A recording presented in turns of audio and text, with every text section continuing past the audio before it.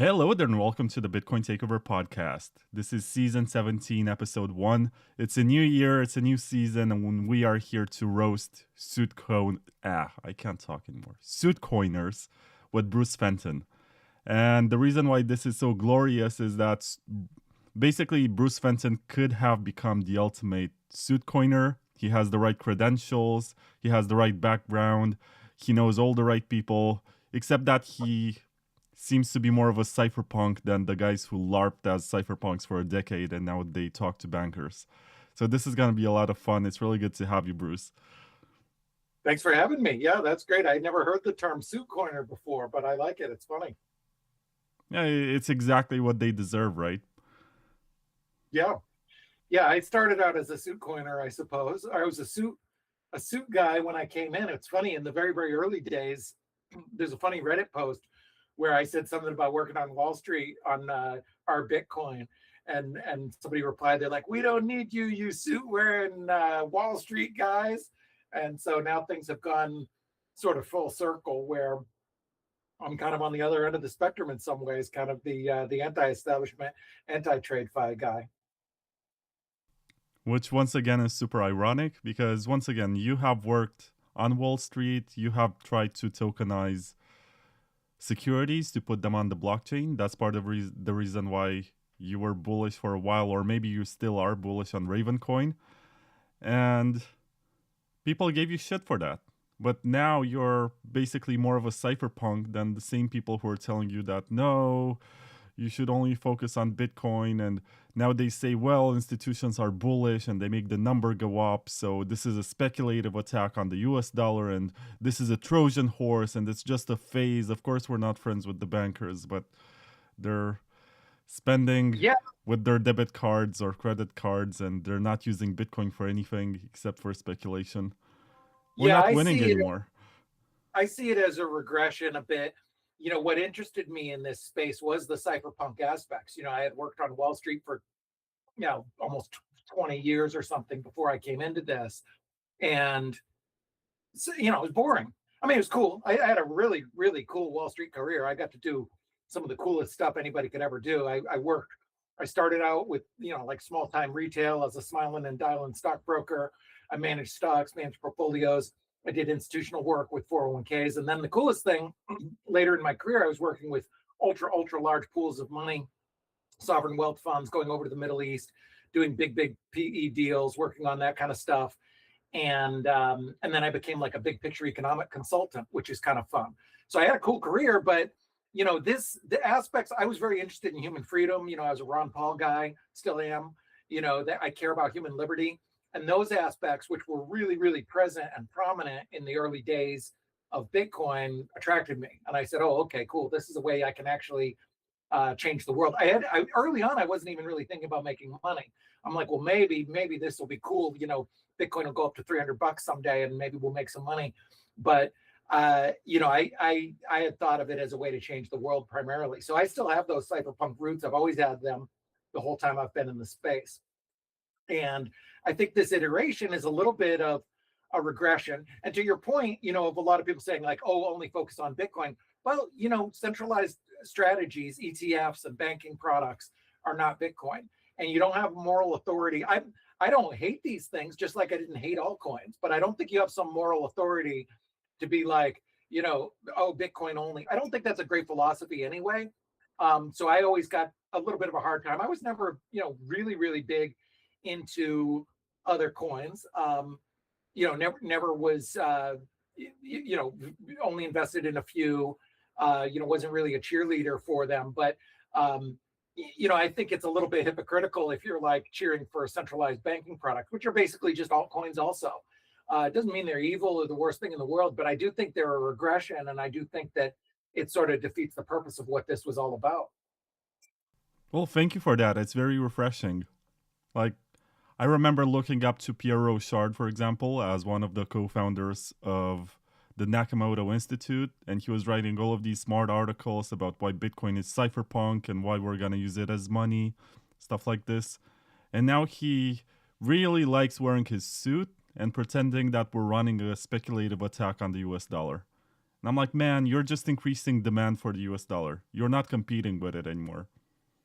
We're just a stonk at this point. Yeah. I mean, stocks are different. And it is kind of funny because he started, I think, maybe more on the cypherpunk side, and I was clearly on the Wall Street side. And I don't know, maybe it's switched now a little bit. We've certainly had our share of debates. He online, I don't think he's probably a big fan of me. He has had some really, really great points on Bitcoin. He's written some great stuff. I loved his mining video, but yeah, I think there's a lot of folks that have moved down this Wall Street path, and I don't see it as additive. I think that it is a regression. You're stripping away what makes Bitcoin special. If you go back to 2012, 2013, 2014, in those early days when people were carrying around their wallet and they'd say, hey, let me send you $1 to show you how this new nerd money works. And they'd say, what's special about it? You'd say, nobody can stop it. You don't need permission. You don't need AML KYC. It's yours. With 12-word phrase on your phone, you can be part of this huge financial network. These were the selling points of it, limited in supply. And now all we have left is the limited supply. With these Wall Street products, we've had kind of, 10 million people onboarded, but they're not onboarded to Bitcoin. They're onboarded to a claim on a claim on a claim that sits in some centralized account right next to their, AMC theater stock. That's not Bitcoin. It's not permissionless, for them. There's still hardcore users, but I don't think that user base has grown much. The people who have self-sovereignty hasn't grown, certainly in proportion to the number of millions and millions that are onboarded to these BlackRock style products, ETFs and stuff like that. So I see that as a regression. And, the argument against altcoins used to be like, hey, we only have one chance to make this work. All effort should be focused on making this work. Well, we're losing when we have 10 million people onboarded to ETFs or 20 million people. We are losing an opportunity. We're spending a lot of money spinning wheels. There's a lot of regulatory overhead, and there's only so many hours in the day. We're all getting older and time is going by. And if you have the best and brightest kind of spending all their days talking with lawyers about, and talking with investment bankers about MNAV and this structure and that structure, and I'm going to roll into a SPAC and blah, blah, blah, you're not furthering the core principles of Bitcoin. You only have this sort of limited supply narrative, which is, cool in a world where you have unlimited supply of fiat printed money. Limited supply is valuable, but that's not how you change the world. That's not what the white paper was about. That's not what the early days were about. The early days are about a new form of money. It's peer-to-peer cash. It's money that can be used. And I see people using it a lot less, unfortunately. And sometimes a lot of this movement is actually one step forward, one step back, or sometimes one step forward, two steps back. Things like the Genius Act actually prevents you from being able to use Bitcoin as money in some ways. How Finney, a lot of people have said as a criticism to me criticizing these centralized strategies, they say, well, Hal Finney said that banks should be working with it. Well, that's not what he said, by the way. All what he said. He said he actually had a great idea, which I'd love to see, which is now actually coincidentally illegal because of the Genius Act. What he said is that a bank could be centralized and own a bunch of Bitcoin, and then they could issue banknotes based on the Bitcoin. So you could have Venmo, who could have, 200,000 Bitcoin or 100,000 Bitcoin, and then they could issue, Venmo sats, which are backed 1-to-1, one sat backed, ideally audited, proof of reserves on chain, or BlackRock or anybody else, or even a government. I always thought it would be cool if a government got some private keys and they put, 0.1 Bitcoin each in hundreds and hundreds of safes with its own private key and issued a literal dollar, a Bitcoin-backed dollar with a serial number, say this serial number equals this thing in this vault, and it's secured like Fort Knox. And then you could trade that. You could have a dollar bill that's backed by literal Bitcoin. That's what Hal was talking about. And that's actually a great idea. And it solves scaling. But that's actually illegal now in America because of the Genius Act, the so-called Genius Act, which is not so genius. And this is what happens a lot of times when you're trying to kiss up to Wall Street and do this centralized stuff. things suffer. You get regulatory things which hurt the cypherpunk aspects. They say, oh yeah, we want to do this. Let's add more AML, KYC, more nonsense. So you know, like I say, you take one step forward, sometimes one or two steps backwards. I love it. And I do want to mention, so you have had a very interesting journey. The last time you were on the show, you were running for the US Senate. And at the time you were questioning the philosophy of being a cypherpunk, and you said, well, I've tried for such a long time to be private and not reveal too much about my life, but now I'm in politics and everyone wants to see what I'm doing and I have to be very public. And then you had a very interesting story arc. You sort of started cheerleading for Vivek, and then you realized that Vivek became friends with Trump, and then you realize that you're politically homeless. Those are your words. I do remember that. I was very entertained by the whole situation because you came full circle and now you're a cypherpunk again. You realized, okay, this is where I feel comfortable. This is what I do. This is what I like. Well, good, very good point. Very good observation. I hadn't thought about it like that. But yeah, you're right. You know, I got into the cypherpunk movement and Bitcoin to change the world. And then I did work on that for a while, you know, like almost a decade. And then I said, well, you know, maybe getting into the US Senate would be a way to change the world. You know, I care about human liberty and human freedom. That's what I want to do. I want to further that however I can, whether it's Bitcoin or politics. So I tried the political thing. You know, I do like Vivek. I was his campaign co-chair for New Hampshire. When I ran myself, I ran for US Senate. And I'm really, you know, in some ways there was probably, not probably, there was definitely some aspect of self-sabotage in that race because I didn't really want that job. And, you know, the day that I lost, I was walking with my son who was probably, I don't know, he was like 11 at the time. And he says, Dad, does this mean you don't have to go down to DC? And I was like, oh, that's right, son. I don't have to go down to DC. And it was like my happiest moment of losing. I was like, oh, good. I didn't want to go down to that swamp. Not my thing. But, you know, I really did view it as like a sacrifice. I would, if, you know, somehow I got appointed or something like that, yeah, I'd do it reluctantly because I am a naive enough person to still think that it could matter and change the world. However, you know, a couple of years history has shown otherwise. You know, Vivek and Elon, the two most capable people in the universe, didn't get anywhere with Doge. Vivek lasted 15 minutes and Elon lasted 15 hours. You know, I mean, Elon, these are smart guys. By the way, you know, I spent a lot of time with Vivek. I introduced him for 30 different events. He came here to the house a couple times. He is smart. I mean, he's as smart as you put him in the Satoshi Roundtable, you know, smartest of the smart. He's going to be one of the smartest people there. I mean, he is just absolutely brilliant and he knows his stuff. Elon, I don't know personally, but obviously, you know, ridiculously smart, very capable. They both have really good resources. You know, Vivek is extremely wealthy, has a big following. Elon is, you know, off the charts. And they weren't able to do anything. The machine and the swamp is so big and so deep that even Elon Musk, I'm not Elon Musk. I don't have his money or influence or reach or anything else. So if he can't do it, maybe I couldn't do it. And senators don't even have that much power, honestly. One of the things I realized when I was running is there's not much you can do. I was trying to make campaign promises, you know, oh, I'm going to end the SEC. No, you're not. You can't really do anything as a senator. There's just a few limited powers that you have. You're just one of 100 and you're kind of a nobody when you first enter.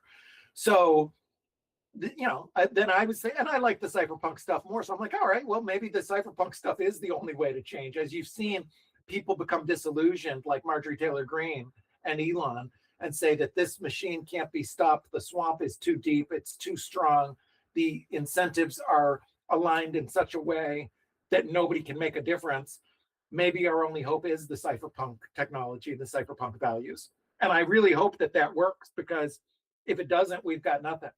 And then I think that you'll have the people, the early cypherpunks in the Bitcoin movement of kind of my generation, and I've seen a lot of them already.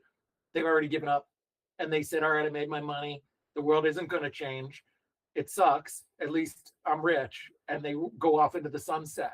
And I can't really blame them, especially like I say, time is the one constant in all our lives. The people who started in Bitcoin 12 years ago who were 22 are now 34.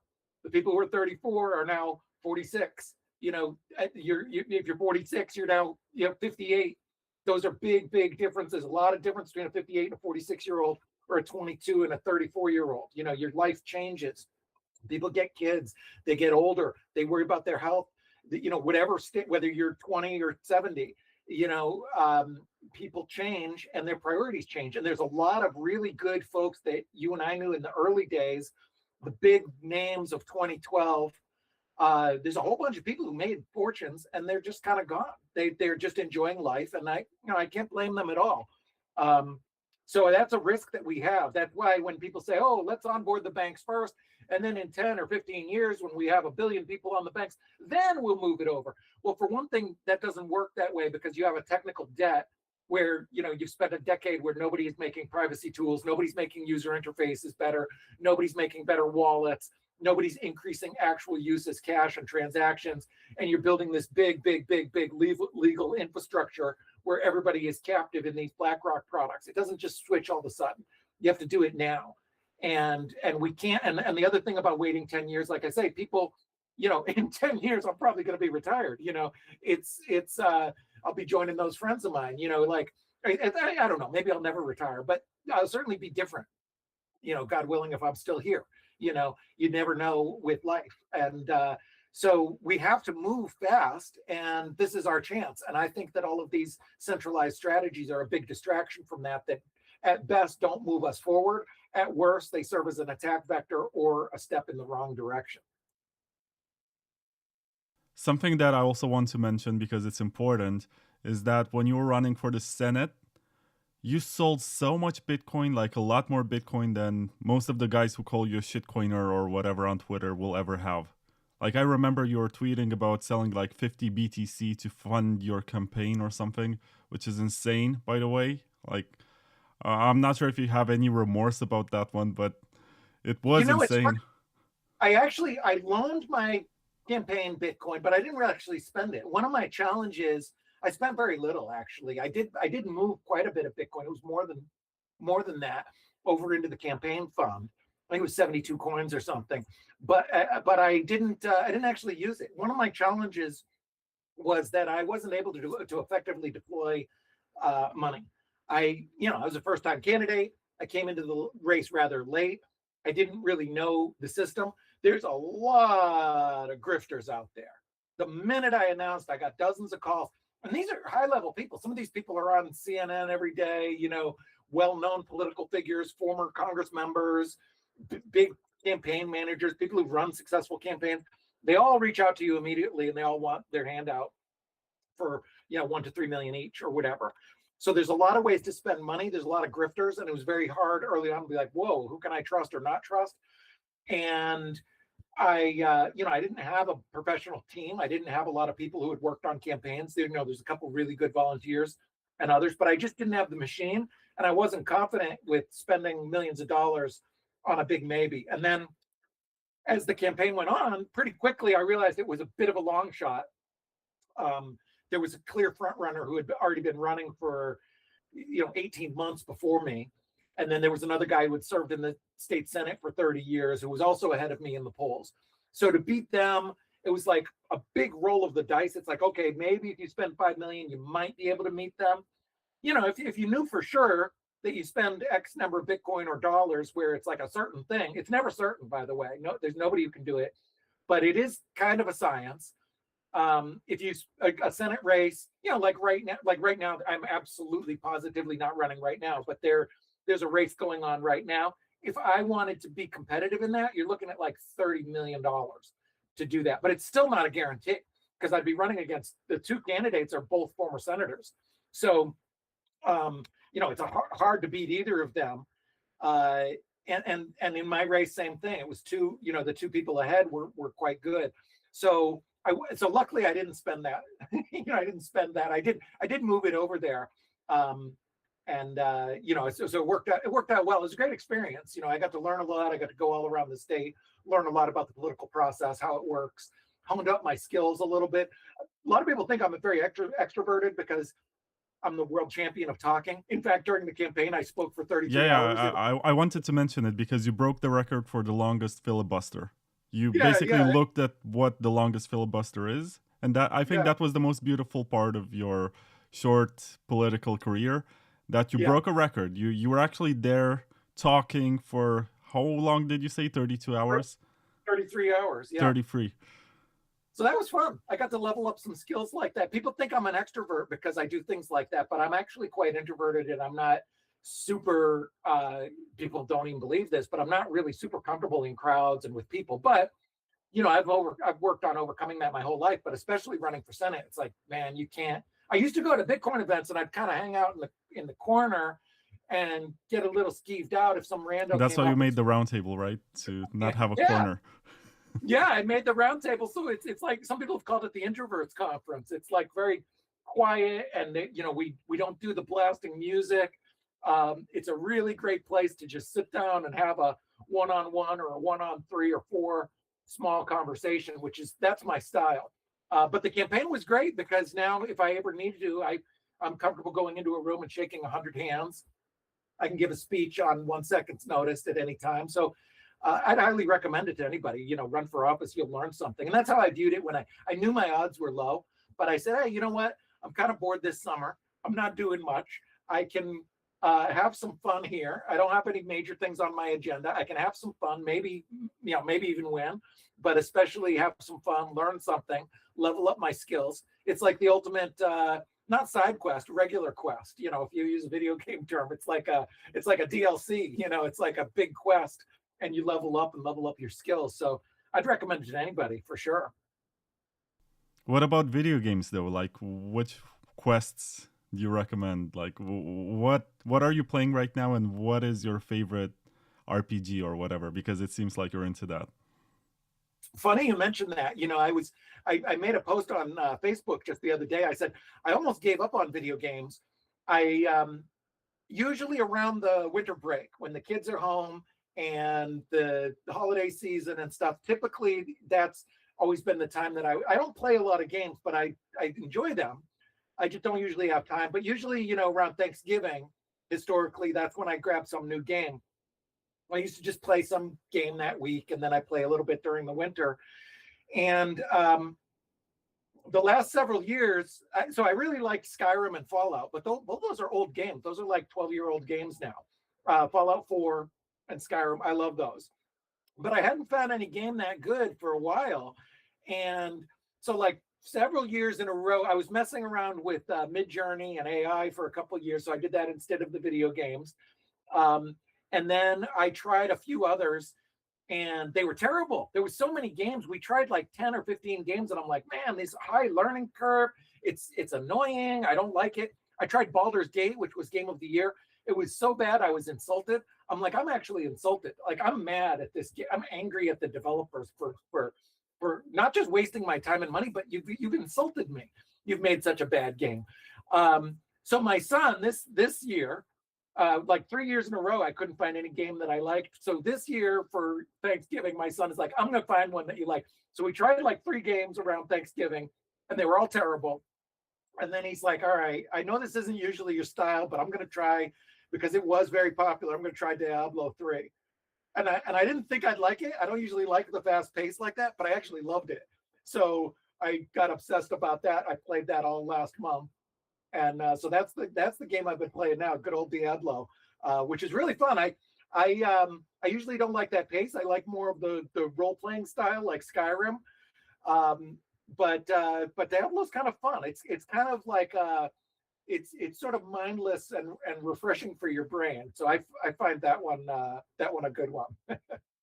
I've played it with my girlfriend. It's pretty good. I mean, of course, people say that Diablo 2 is the peak of the series and everything else that came after is horrible. But Diablo 3 is not that bad, and 4 is acceptable too. Like, don't be a snob. It's pretty good. Hack and slash action. I'll try 4 next.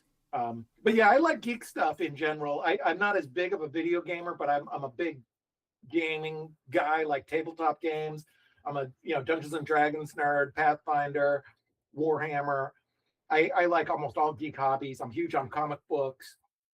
I like I have model trains. I have the Warhammer figures are the same scale as the Lego guys, and they're the same scale as the Warhammer. So I've got a big train room that's all Warhammer plus Legos plus Dungeons and Dragons guys plus trains, model trains. I got a couple nice model trains for Christmas that are really cool, and I've had some people helping me to outfit it a little bit more fun. So yeah, I'm definitely a big nerd for sure.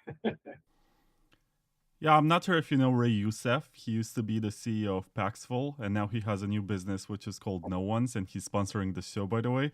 But Oh, nice. when he was on, he basically said that when he's hiring someone, he's asking them what kind of video games they play and how they play the video games. Like, Nice. he's looking for someone who doesn't just play to complete the story, but someone who does the side quests, someone who's grinding a lot to get to the max level, someone who's really obsessed with the game and tries to find ways to hack into it, to discover shortcuts to get to the highest level, like the best spot to grind, stuff like that.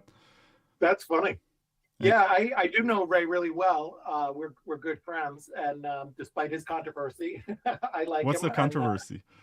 He's Ray. He's larger than life character. He's always saying something that is controversial. But I mean, he looks like he came from the WWE, but otherwise he's a very nice guy. Of course, really cool. He seems to not like the Jews, but other than that, he's fine. We're good friends, and yeah, that's interesting. When I play a game, I'm interested in economics. Diablo isn't so much an economic game, but something like Skyrim, a lot of times I just say, all right, I'm just kind of curious, like how I can make the most money. I'm curious how I can manipulate. I used to play Ultima Online, which was even better because it's like multiplayer real world, or real people, and so it's like more of a real economic system. And so I'm always interested. It's fun with my background in markets and stuff to be like, okay, what's supply and demand? What can I buy and sell? What has the best margins? So typically on those games, I end up, at Skyrim, I had millions of gold, and in Ultima, I was like an absurdly wealthy player because I just figured out the kind of, not hacks, but just figured out the tools that you do to make wealth, which is kind of funny. Doesn't matter in Diablo. It's more just kill everybody, you get some money naturally. But yeah, I find that aspect fun. Sometimes I do think that Bitcoin is sort of an MMORPG. Yeah. Because we're joining guilds, right? And we're very tribal about it, and we're doing quests, and we have like a greater mission all the time. Except that I'm not sure if we're really making it. Yeah. I mean, I was making some sort of bearish, I don't know if you call them bearish statements, but like less excited about Bitcoin than I typically had been. I don't like the idea of mindless tribalism and cheerleading, like rah, Bitcoin is always great no matter what. I don't think that's a good investment philosophy. You want an investment who constantly proves itself to you, and you've got to be aware of directions and trends and what it means to you and what is happening. So I'm not a huge fan of the trend of Bitcoin. This if it all becomes, if we go forward 3, 4, 5 years down the road, and 90% of Bitcoin is just co-opted by large institutions, then I don't think that's a victory. And I would be, again, I don't like the word bearish, but I would, because I still own Bitcoin. It's not like I'm going to, if I say something negative about Bitcoin, people are like, oh, he's going to sell everything. It's like, well, no, I still think it's a great asset, but you got to be constantly cautious. Your job as an investor is to make sure your investment proves itself to you every day. Otherwise, at some point, it's going to change. No matter how bullish you are on Bitcoin, no matter how great of a bull scenario you have, at some point that will change. The most bullish you could say is maybe it'll last 200 years. Maybe there's never, ever any quantum computing ever. It lasts, it becomes true global money. Everybody adopts it. It's the standard that there's a Bitcoin standard that cash globally from the majority of the countries is backed on. And you have everybody having self-custody and everything. Yeah, great. But even in that ultra bull scenario, eventually that won't be true. In 150 years, maybe aliens come down and they have a different kind of money. I mean, 300 years. Someday, it could be a year, it could be 300 years, but someday the narrative will change. And so your job is to just be cautious of that. And also, is it the best thing? Bitcoin could reach a plateau. It could go to $1 million a coin and just kind of taper out and sort of stay stable like that for a decade. In which case, it wouldn't mean, that would make us, in that case, it would make sense to take your profits and buy, real estate or something else. So yeah, you've got to be cautious. But I was less excited and less bullish when I went to some of the events and all everybody was talking about were these centralized strategies. It's like when I go to events and there's panels on KYC, AML, and regulatory panels. I just couldn't be less interested. I just don't care about that stuff. It's not fun for me. If I was going to go put a suit back on and go work at Wall Street, I would have never left my own job. And frankly, if I thought that was the future, I would just retire. I'd go off, like I mentioned, all these cypherpunks who go enjoy what they built. And I would just, go and try and focus on getting in shape and reading some books and just forget all this stuff. If I thought that that's all we were going to do, I have almost no interest in the centralized strategies. They're just not interesting to me. I think the main tenet of Bitcoin maximalism for a long time was that whatever is interesting in altcoin world is gonna come to Bitcoin. And altcoins are just this experimental layer where stuff is happening and where developers play with different parameters and new technologies. And if there's any merit to it, we're gonna bring it to Bitcoin. I think along this journey, the narrative changed to the point where we just said that this is the holy technology and this is pure and everything else out there is a shitcoin and there's no merit to anything and we don't want it. And then I think the narrative flipped once again to the point where we don't want Bitcoin to improve in any way. We don't want Bitcoin to work as money. We should never look at the white paper to see what this was intended to be. This is just the asset that Michael Saylor tells us that it's used for collateral, for, accumulating and using it like gold, but not in the sense that it's something that's scarce and something that you mine, but something that is slow by design and also is held by custodians, and most people will never transact in a direct manner. And that really sucks. I don't know how we got here. I sound like a Bcasher, by the way, and I'm at a point in my career where I realized that these big blockers were onto something, and I wish we did not split and we had them around to give us a wake-up call, because this rift between the community philosophies was generally terrible, and we ended up in a situation where we lost some of the libertarians and some of the cypherpunks were part of the movement. Yeah, I agree. I feel the same way. It became very contentious. It became like political parties, one side hating the other. I was friends with all sides. I ended up more on the Bitcoin core side versus the Bitcoin Cash, but I'm friends with Roger Ver to this day.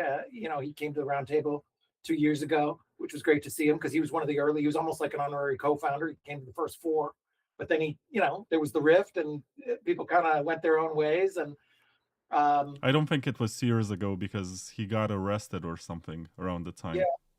Yeah, it was maybe 3 years.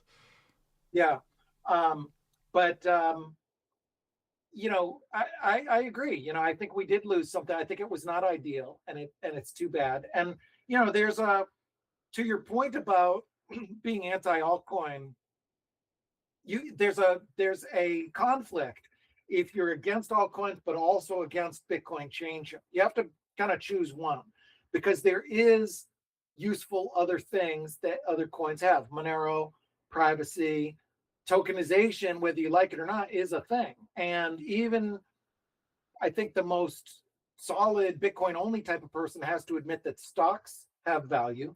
Tokenizing stocks and making them work with Bitcoin better is a natural thing.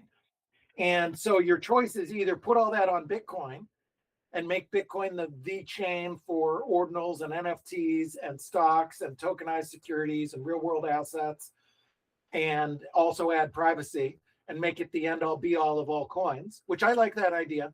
Now, there is a security risk of that. Every time you add a change to core, it's a potential attack vector, and maybe you clog the network and make it not as good for its core purpose of money. And that's a fine argument too. But if you do believe that, well, then you have to support the other stuff. You know, if you say, all right, Bitcoin should only be money and money only and shouldn't mess with anything. Okay, I accept that. Well, in that case, you kind of got to support something else. You should support, you know, Litecoin, Monero. If you want to go real cypherpunk, Litecoin and Monero are pretty good because there was no pre-mine and central control. But, you know, for something like tokenized securities where there's already centralization, you know, maybe I'm not a huge Solana. I'm not a Solana fan at all, really. I wish I bought some, but I'm not, you know, I'm not a fan of it. But I feel like it's more centralized. But it does serve a need that people want. So I think you either have to integrate those to Bitcoin, which has some drawbacks, or you should be more supportive of these other projects.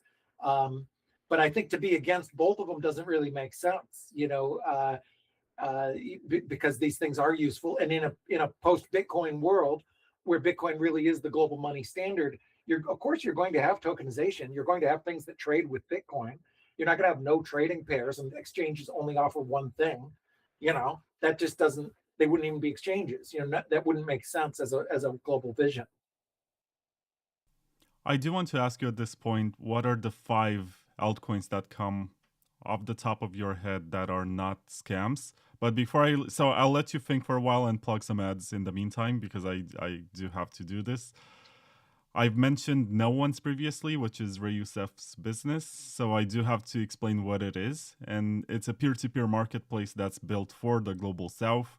So if you're choosing to trade on No One's, on the spot market or the peer-to-peer marketplace, you're giving liquidity to a bunch of Nigerians, to a bunch of Venezuelan people, to people from the Middle East who are trying to get their hands on these coins and use them on the local market to hustle their way. And I think that's really beautiful. It's not just some place where you can make some money, but it's also some place where you can help some people who need to hustle make some money also. The principle that Ray Youssef describes in this situation is called everyone gets a seat at the table and everyone eats. It's pretty cool. Check it out. It's noones.com. Also, if you want to try a non-custodial wallet, which is interesting and has lots of features, including support for privacy coins, then check out Unstoppable Wallet.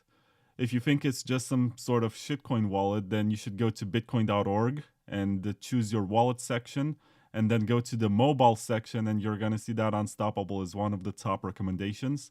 So check it out.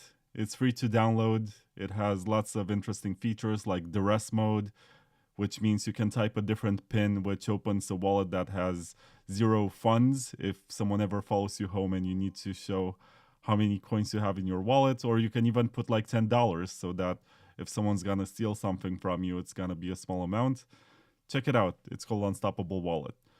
And also, for the purpose of this presentation, I'm gonna choose Layer 2 Labs, which is the company that's building drive chains, which is following the vision of the 2014 sidechains paper, but making them enforced by miners. It's the idea by Paul Stortz. He's working on this. He wants to bring every altcoin use case to Bitcoin with this technology. And it's not just an idea, it's software that you can download and try today. You go to layer2labs.com/download, and you can get the software for macOS, for Linux, and for Windows, and test it and see if this is what you want the future of Bitcoin to look like. Check it out. Now, Bruce, tell me, what are your 5 picks for altcoins which are not scams? Bitcoin, Bitcoin, Bitcoin, Bitcoin, Bitcoin. No, I think, let's see. Well, you know, Bitcoin Cash, we mentioned. I mean, that's definitely not a scam. It's a fork. It has exactly the same principles as Bitcoin. Whether you think you think it's a great idea or not is a different matter. Like I said, I'm kind of like you. You know, I'm more warm to Bitcoin Cash, and it's stood the test of time now. You know, it's still around. You mentioned Ravencoin earlier. That's fair launch, no pre-mine. A lot of people read my role in it. They're like, oh, it's your coin or something like that. It's not, you know, it's nobody's coin. Like I never got any, I don't consider it like mine. Like I didn't create it. I came up with an idea that developers created, like Tron Black did 9,000 times more work than I did.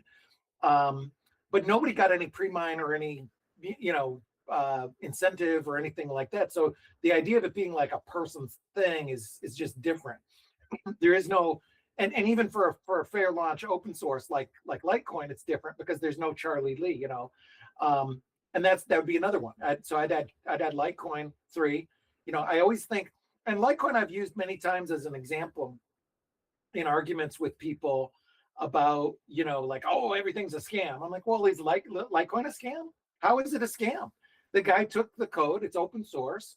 He took it, he changed a couple things, he released it, similar to Raven and others. I just don't see how that's a scam. There's nobody is getting scammed. Nobody gave Charlie any money. There's a huge difference between taking money and raising money from people and spending it on salaries or giving something away for free. It's like the difference between a for-profit and a charity. I mean, it's just night and day, very different. Now, even something where people do take a pre-mine and take money, doesn't necessarily mean it's a scam. I don't think Ethereum's a scam. I don't think the people who gave that first 18 million to Vitalik feel like they were scammed. I don't see them asking for their money back. And did it deliver on, when I remember, I mean, I participated in that crowd sale, and I remember in the early days, they weren't talking about making billions of dollars. They were talking about an experiment. They're like, hey, maybe this cool thing will work. We think we can get a chain operating. They weren't even sure they were going to get a chain operating. So even something like that, I think it's night and day difference between Litecoin and Ethereum. I think that Litecoin, Ravencoin, Decred, Monero, Doge type model is much more pure and unattackable. And you can't even claim that anybody was trying to get rich because they have a completely equal footing. Anybody can mine it. So it's a big difference, but even still the same. I don't think Ethereum's a scam. I would add to the list. What do we have? That's 3, and then we can add like Doge has the same background, not a scam. It's just like open source, and Monero too. And I think there's Decred. I don't know much about it, but I think there's a few. People tag me on coins. Everybody, I get many. I had a picture of me and CZ one time, and it was the funniest thing. I have sympathy for CZ because just by posting a photo of me and him, I got, I don't know, 300 requests. Hey, introduce me to CZ. It's like, come on, and there were all these coins. And usually what I do when somebody pitches a new coin, first thing I say is, was there a pre-mine? Was there a fundraise? Was there some ICO or similar thing to an ICO? Show me the money. Is there a treasury? Where did it come from? And if there is, that's a big negative. Doesn't mean it. I mean, I don't participate in these things typically. It depends on the use case and a lot of other things. But if there's not, then I feel like that's much more cypherpunk and proven. So I like the model of forks, code forks or chain forks like Bitcoin Cash or Litecoin. Ravencoin was also a fork of Bitcoin. That's what open source is. I mean, if you don't like it, then you should be in closed source, because the software and the license, the way it works, it's supposed to be copied. And there's been, 2,000 chain forks and code forks of Bitcoin. And that's a healthy thing. It's good for the network. You learn what works and what doesn't, and what errors there are, and things that make mistakes, and you can try things out. Litecoin has pushed forward with trying some things that are a little bit harder. Some of this stuff with drive chains and others, it's harder to implement on Bitcoin. If you need a change in core, that's hard, as it should be. And so, there's a place for experimentation as well. I think it's a great idea to experiment, particularly with Bitcoin forks, because, the worst thing that can happen is you learn something that doesn't work. Like you make a big mistake, the whole thing blows up, and then Bitcoin learns. Bitcoin says, oh, wow, don't do that. Be careful. There was a malicious code thing snuck into one of the code updates for Ravencoin. And it was some way where they could print a small number of coins and take them, and then it got caught and they closed it.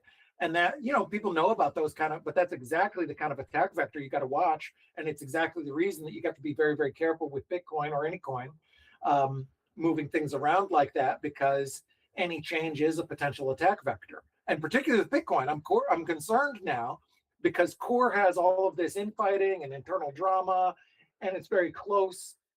It's a lot of power. Originally we used to say, well, developers have no power. It's all about the nodes and the miners and stuff. I mean, developers do have power. You do have kind of centralized control, and power to some degree. Of course, it's checked and balanced by miners and nodes and ultimately users and consumers and even the markets. But you do want to be concerned about that. And when they have all this infighting about, political hot button issues and social justice and DEI and these kind of things, nepotism and other issues that have come into discussion and debate and conflict about who's this and who's that and what in group is this and who's going to get kicked out, that's a concern to me. Because if I was an evil government and I wanted to influence or co-opt Bitcoin, it's pretty trivial for any government. Even the poorest government can spend 10 million. A government like China or the US or anybody in the EU, 10 million is nothing. But for $10 million, you could donate and control. I was a critic of Jack doing the funding for Bitcoin. You mean Jack Dorsey? Jack Dorsey, yeah. And that was one of the things, you mentioned Pierre. I was in a debate about Pierre because he was very in favor of it. And I said, hey, this guy is, by all accounts, a nice guy. I've only interacted with Jack a little bit, and he is a nice guy. And I have a lot of mutual friends, and I have a lot of friends who say that, he's sort of a secret libertarian. But for whatever reason, he did preside over some of the most severe private sector censorship we've ever seen in human history. So at the very least, he got fooled. That's the best thing you could say is, oh, the board bullied him or whatever. But hey, man, it's like, sorry, you might be the nicest guy in the world, but if you drive a train and the train goes off the tracks and 200 train cars all fall over and blow up, I don't really want you I don't want you being in charge of highway safety. I'm sorry, so the fact that he failed so badly with censorship for whatever reason, give him the benefit of the doubt. Let's assume he got bullied. He didn't like it. He's redeeming himself with Nostr. Just the same, I'm cautious about him because he's shown his ability at best to be co-opted. Maybe he's a bad guy and he co-opted it on purpose, but that's exactly how I would attack Bitcoin. I'd have somebody prominent who everybody likes, donate money and say, hey, I'm donating it. Interesting, he chose Africa too, because there's less accountability. There's less developers there.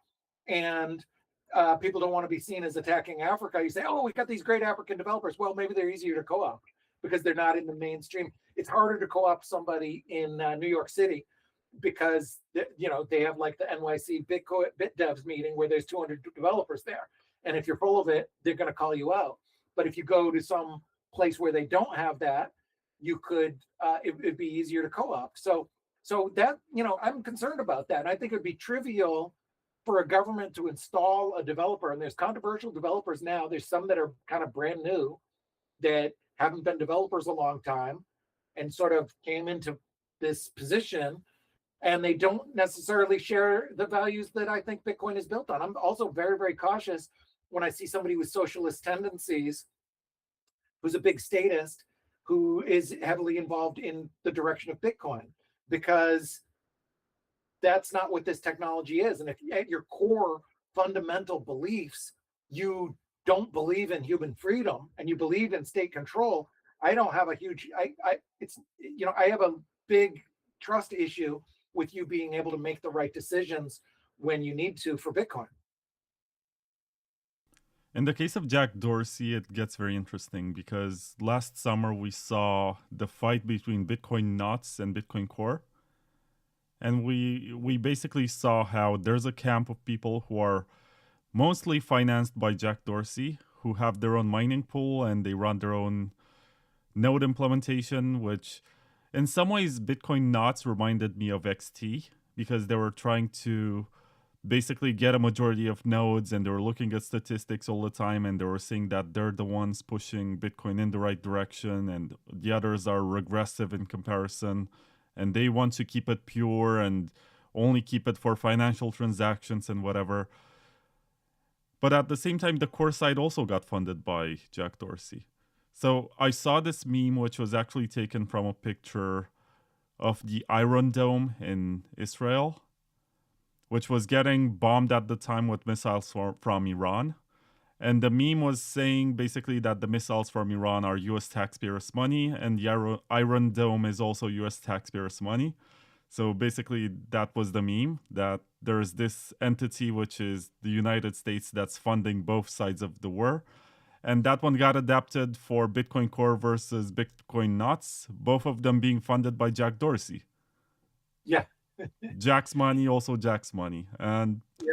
it gets pretty shady to the point where you don't really know what this guy thinks. Maybe that he is naive and he just wants everyone to have equal chances, and he sees this clash of ideas as something which leads to a better outcome. But I think that he does a lot of harm in the sense that he's just paying people to fight. Yeah. Well, think about if he was still in charge of Twitter. I had said this is an easy attack vector. You get somebody popular like Jack, who's well liked, and this isn't anything against Jack specifically, but it could be Saylor or anybody who's popular, and has resources. And they say, hey, I'm developing, I'm donating to development. They can say that they're not going to have influence, but that's not the way donations and money works. There's always going to be some kind of influence. And then, if you wanted to have an attack vector, what you do, you'd combine that with censorship. So you just ban everybody. You say, okay, old Bitcoin is now called terrorist coin. The proper Bitcoin that uses symbol BTC, the one that BlackRock and Coinbase and Saylor recognize, is now the one with the upgrade. The upgrade makes it more friendly to KYC. If you support terrorist coin, you're committing a felony, and you're going to be blocked from social media. And all the big powers are going with the real BTC. That's a pretty easy attack. And then the old one, what is actually the real BTC, is called terrorist coin.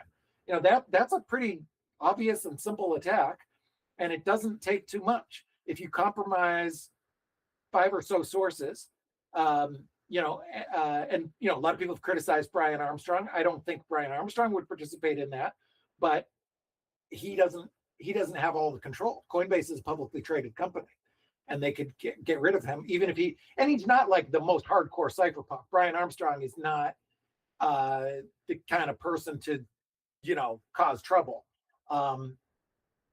And maybe that makes him a better CEO. But either way, it doesn't matter.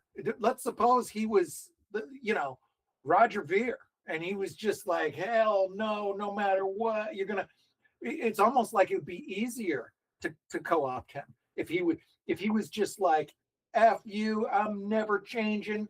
Coinbase is never accepting that crap government coin, symbol BTC, we're going down with the ship. Big deal. They'd get rid of him, man. If you're talking about real power, they would target him legally. And look at how many important people in our space have been targeted legally. They just target him legally, and then he even if he ends up in jail, he can talk all he wants, but it wouldn't matter. When you have a public company, it's particularly easy in a situation when you have government level actors and billion-dollar actors, and you have big power players like BlackRock, who have massive voting power. BlackRock and Vanguard and a few others have voting power over the shares. So if you co-opted Coinbase and you co-opted Strategy, and BlackRock is already co-opted, and Cantor and Vanguard and the company that does all the voting for them, that's just not even half a dozen entities in one country, and you have a decent, meaningful discussion about influence. Like if all 5 of those said, this is the real Bitcoin, this fork version, 4.0, is the real Bitcoin, and this is BTC. Plus, if you have the government flexing and saying, oh, Genius Act 2 says it's a felony to own, terrorist coin, the old thing that used to be called BTC. So even I'd sell. If it's a felony, and I'm faced with having to leave the country or commit a felony, even I would sell. And I'm a big troublemaker. I'm the kind of person, during the COVID tyranny, I got removed by police 5 times from my school board meetings. I'm the most troublemaker. But they'd just delete me. They'd either pressure me legally or delete me, make you co-opt you somehow, delete you from social media so nobody cares. But even for me, with all my tough talking, if they passed a law right now that said it is a felony in the United States to own Bitcoin, I'd cry. I'd be angry. I'd yell and scream on social media, but I would comply. I'm not gonna risk my freedom. You know, I hate to say that. It sounds like such a cowardly thing, but you know, the world has reality, you know, like, I mean, what else am I going to do? I could leave. And assuming if it's the United States did this, it's not like I could go escape to the UAE, because they'd go along with it too. The United States flexing like this, the EU would automatically fall in line. The Gulf states would fall in line, especially if you had China and the US, or Russia and the US team up.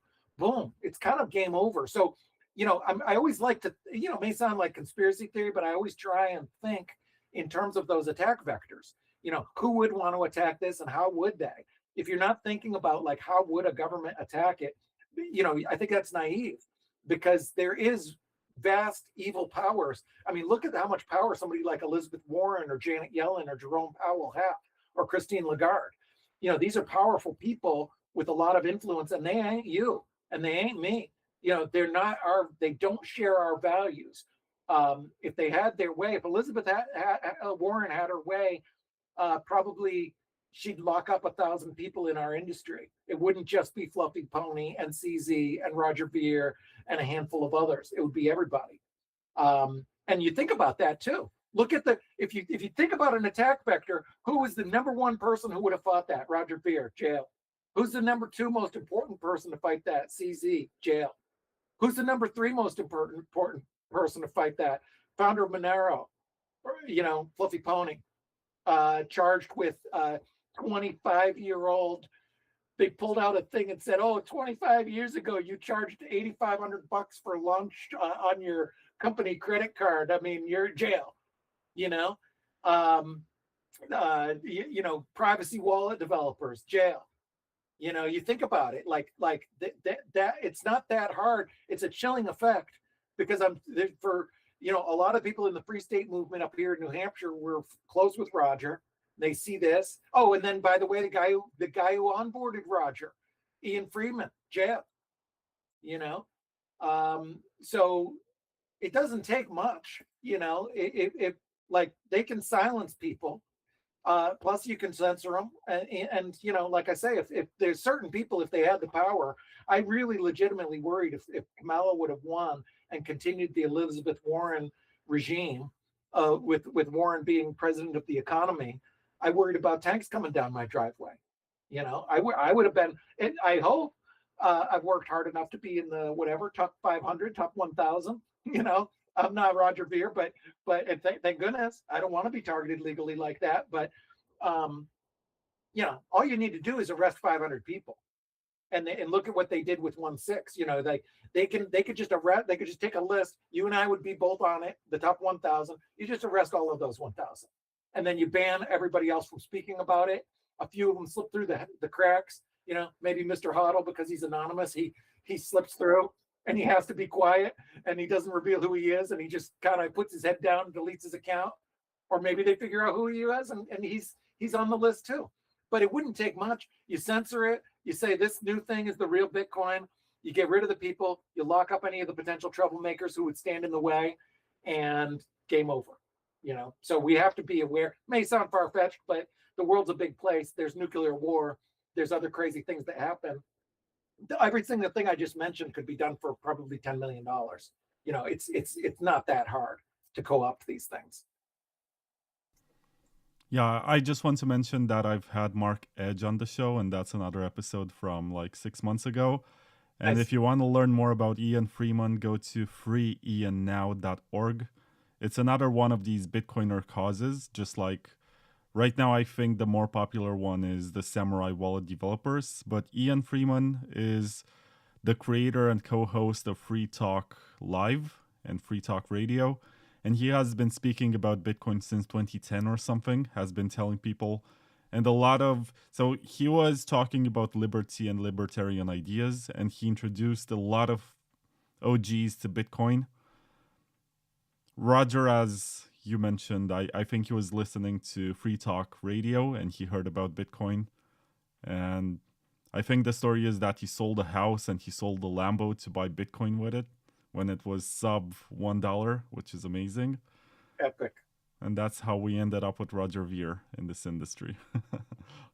Yeah. But yeah, free Ian Freeman. Roger, I guess, is already free, but he's not allowed to speak for the next 3 years. it came as a clause for the settlement that he reached with the IRS. I look forward to having Roger on my show in 3 years. I'm actually curious what he has to say on what he's gonna be doing in the meantime, because he's not the kind of person who's just gonna relax on some sort of tropical island and do nothing. Pretty sure he's preparing.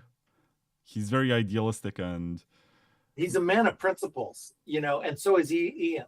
Ian knew the FBI was investigating him, and everybody knew he was investigating because the FBI went to all of Ian's associates and friends and said, what do you know about Ian? We're investigating him. So it was not a secret. And then they, I think, arrested him or searched him or tried to charge him with something, and it fell through. And normal people, if that happened to them, would shut the heck up and go underground. Ian doubled down and he said, F you, and he went even louder. And you could call that insane or you could call that principles, but it's certainly some kind of backbone that I think you have to respect. I mean, I have friends who are defense attorneys who would say you're insane because they know the pain of going to jail. I can't even imagine. I mean, what a horrible thing. I feel terrible for them. Roger, similarly. Roger could have shut his mouth and avoided a lot of trouble. And, there's a story, I forget the guy, when they killed Galileo, there was a guy who, what was it? They were trying to get him to I forget what, I need to get my history better, but there was one of these philosophers, some Greek philosopher or something, who was saying that the world was round, and they told him to say it was flat, and they tortured him for 9 years, and they got tired of it. They're like, dude, please, just admit it that the world is flat. We're going to let you go. We don't want the political fallout of torturing you all these years. We're going to let you go back to your house and just live out your days with your family. Just shut up. Just say it. Just say the words and you can go home free. And he's like, no, the world is round. It's a sphere. And they tortured him for 9 years. That reminds me of Roger. It's a very unique person. Honestly, I'm, like I say, I'm a tough talker. I'll go and give a speech and I'll rally and I grab my megaphone. I go to rallies and I'm an activist and I'll donate to this or that. Man, if you're faced with jail when you really cross a line, you have to be quite extraordinary to look that in the face like Ian and say, F you, the system's wrong. Bravery or insanity, I don't know. I think it would, I got kids. It would take a pretty extraordinary thing for me to do that. There are things, of course, I would stand on my principles for. But, that's a hard thing. And so, mad respect to those folks. But that's the interesting thing. There's a chilling speech, and there's not a lot of people like that. Who is today's Roger Ver? Michael Saylor is as famous as Roger Ver was. Like, he's the main figure, but he's not Roger in terms of philosophy. I don't see Michael Saylor, like, getting himself arrested and saying F you and being hauled out in handcuffs. And maybe that's good. A lot of people, especially his shareholders, say, good. I don't want a guy who's going to get arrested. There's different ways to fight. Maybe it's more effective. The Winklevoss brothers are very interesting. They are not the type of people to get arrested, but they also are I've been very happy with their posts over the last few years. Very bold and very pro-freedom. And they say things that are quite risky. Knowing their circles and knowing where they are and the establishment network that they have is in being in New York, it's very brave to say some of the things that they say. The way that they've called out Elizabeth Warren and other things like that. There's a lot of people who are just terrified of doing any of that. I took a big, big risk when I was running for Senate by calling out Gensler. And then I called him out again when I was registered with the SEC. At the time, I owned a broker-dealer. It was a very big risk for me to call him out because they could just show up and, like during my campaign, I called out the IRS and they showed up and gave me the audit from hell. And my lawyer was 100% convinced it was because of my words. SEC could have done the same thing. So it's brave to do that, but there's not a lot of people like that. I don't think we have anybody quite prominent who has sort of that philosophy like a Roger Ver right now. And that's too bad because that's, in my opinion, the backbone of the whole space. Yeah, you're right. And I also have a lot of respect for these libertarian guys who are willing to sacrifice everything for their ideas. You presented the case of Galileo, but I want to do the whole space a service and recall the father of Peter Schiff, who was a hardcore libertarian who went to jail and died in jail for writing a book on how to evade taxes. Peter Schiff's father was a very interesting guy, and he wrote a couple books. He wrote a comic book. I'm a huge comic book fan. So he wrote a comic book about economics, which is, talk about right up my alley. I was a Schiff fan well before Bitcoin. I met him in 2011, or maybe no, 2010, 2009, something like that. And I was a fan of him because he was an end the Fed guy who was sort of a, I don't know about quite a Ron Paul guy, but he was on that spectrum. Definitely an end the Fed guy. And the book, I think it's called How an Economy Rises and Falls. I have a collection of, like, because I'm comic book guy, I grab any economic comic book I can find. There's like 5 of them. But if I remember right, his father's is, well, I'm pretty sure that's the one, but it's really good. But yeah, I mean, very, very brave, very big sacrifice. And my heart goes out to anybody who's willing to do that, to be willing to give up your freedom, which I value very high, for a principle is very brave. And maybe everybody should have something that they're willing to die for, or something that they're willing to give out their freedom for. So for those who want to read something new, you can look up Federal Mafia, how it illegally imposes and unlawfully collects income taxes from 1992, and The Great Income Tax Hoax, why you can immediately stop paying this illegally enforced tax from 1985. These are 2 of the works by Irwin Schiff, who is was the father of Peter Schiff, and he died in jail in 2015, defending the fact that taxes are illegal and immoral. And once again, you have these people who have very strong conviction and are not willing to comply, and they're willing to give everything for what they believe in. And fortunately, we have some of them left in Bitcoin, except that they're not loud enough. Or if they're loud, they're being silenced by the Twitter algorithms, which are horrible nowadays. Yeah. Or they're joining treasury boards of centralized companies. Yeah, we should go back to that. We should really go back to that, because the way that you describe them is like the Seinfeld of companies, where you have to ask, what is this about? And they're going to say, it's nothing. It's about nothing. Right. There's nothing about it. There's no business model. There's no product. There's no service. There is nothing that they're selling except for the fact that they're buying Bitcoin and they're taking loans against that Bitcoin to buy more Bitcoin. And that's it. Yeah, what do? We buy an asset. And what do you do? Why are you worth anything? Because we buy an asset. Why should we give you money to buy? What's good about the asset? Oh, it goes up. That's another big negative of this is there's a whole generation, and I've talked to some of them on Spaces. There's a whole generation of people who don't appreciate and don't understand and don't even care about the core principles. To them, it's only an asset that goes up, and it's all they care about, which is important. Number go up makes it work. Without number go up, nobody cares. Bitcoin, if Bitcoin was still $1, there wouldn't even be a podcast, and I wouldn't even be involved in it, and nobody else would.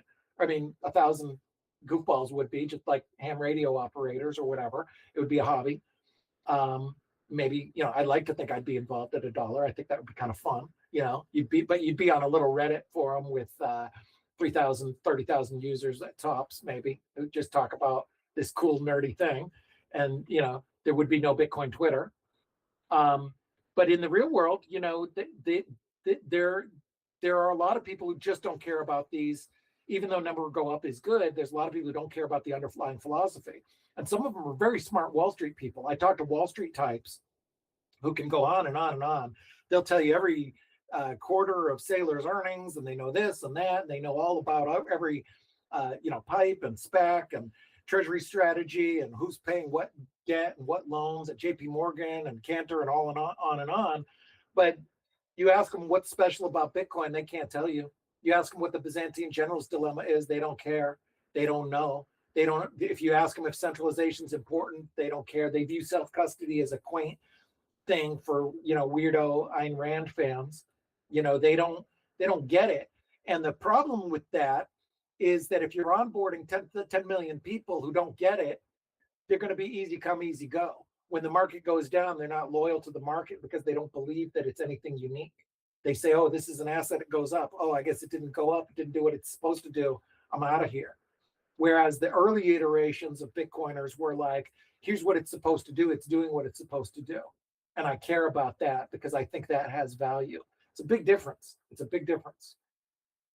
I do have to ask you, like, when the first ETF was announced, people were exuberant and enthusiastic, and they said, well, we're going to go to $100,000, which actually happened. And then they said, we're going to go to $500,000. We're going to go to $1 million. We're going to go into millions of dollars. Everyone's going to buy into this ETF, and this ETF is buying spot coins, and there's this huge inflow. And for some reason, we never went beyond 125K. And some people are still in denial, and they say, well, we were never in a bull market because this happened, and we need to get past this point to consider it a bull market. And they also say that the 4-year cycle is dead, which I'm not sold on. I'm not sure if this tradition is gonna die off just because we haven't had the pump that everyone expected. And I don't know where we are right now because it's very hard for me to look at the Bitcoin crowd, to look at the average attendee of a Bitcoin conference and identify myself there and become part of that crowd and say, this is my tribe, this is my people. Yeah. Yeah, I feel the same way. And it's changed. The feel and the vibe at the conferences has changed. I like conferences. I like people. I get frankly tired of going. It's just, physically exhausting. You got to fly. It takes time away from work. I'm not sure that I'm like making money when I'm there or whatever. But then I go to some of them and somebody comes up to me, and I'm very flattered and honored that people recognize me and want to talk to me. And I love it when people say, hey, I like your tweets and stuff. It was really funny in Vegas. Like, these people were so excited to see me. I mean, you would have thought I was some kind of like, bro. They're like, oh, we love your tweets. I mean, I'm flattered. But sometimes people come up with like stuff that I just am not interested in. Come on, oh, we're doing a central blah blah blah blah blah. Banking this, and my eyes glaze over because I feel like I've gone back in time 15 years to when I worked on Wall Street. I'm like, I left that world. I'm not interested in that. No offense, but I just don't want to hear it. And so, yeah, I don't know which way we're going, but I do know that the only way this is worth something is not based on a store of value only. It has to be digital money that works. That's what makes Bitcoin valuable. That's what makes it work. And if we lose that narrative, I don't think we have it. I think I like Saylor. I spent a little time with him in Abu Dhabi in December. He's brilliant. He's a very, very, very nice guy in person. He's one of the nicest people. He's very smart. He doesn't come across in his interviews as very like kind of soft-spoken intellectual. Like he's in person, he's more like a college professor than a media personality. Very nice guy. But he's done a good job at onboarding in some ways with the narrative. But having said that, I don't think that the store of value alone is enough, because you have to say, why is it a store of value? Well, because it's limited supply. Big deal. Every coin we just mentioned is limited supply. There are 1,400 forks of Bitcoin that are all limited supply. If I make a limited supply, or if you have a stock called Vlad stock and you say, it's limited in supply to 1 million shares, that doesn't mean anything. Limited supply alone is not a narrative, and I don't think that leads to store of value. I think the store of value comes from it being money, and the money being good. You look at the Cantillon effect, and you look at like what makes good money. That's what Bitcoin needs to do, and we lose that with these centralized strategies. And if we don't have it, then I am worried about Bitcoin, and I'm going down a path of bearishness because I don't see what the value proposition. It's like I got to ask myself, what's good about this? Why do we like it? And if Roger Ver could have answered that question very easily in 2013. He would have said, it's money you control with 12 words. Nobody can stop you. Here, pull out your phone. I'll give you $1 worth. And he's done, and he did that 10,000 times. You don't hear that anymore. They don't even talk about it being money that's unstoppable. They talk about it being this boring asset that sits on your BlackRock, product on your centralized Robinhood account. So it's a very different thing. And I think we really have to. My number one threat to Bitcoin is it always has been apathy. If people don't care, it's not interesting. And if all they're being pushed on is this centralized asset that they think is going to go up, that's not interesting, and they will lose interest.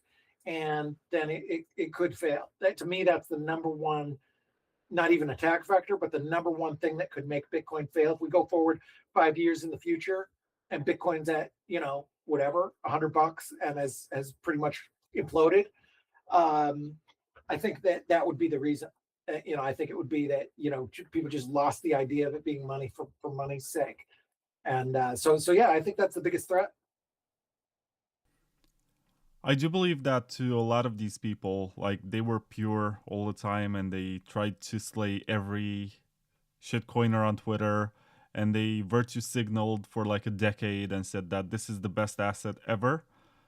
And then when they finally had the chance to buy into Bitcoin Treasury companies, it was like their big shitcoin moment, right? Because culturally, they made it safe for this to happen. And suddenly they could actually shitcoin, as in invest in something which is centralized and has almost nothing to do with Bitcoin except for the name and the fact that you're trusting this company or this fund to actually own some BTC.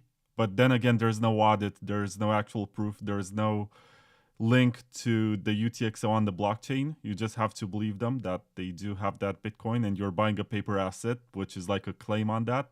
But it's not a direct claim, like it's not like you can actually withdraw from it. And they started this year, we're in 2026. So last year they had this phenomenon called the paper Bitcoin summer.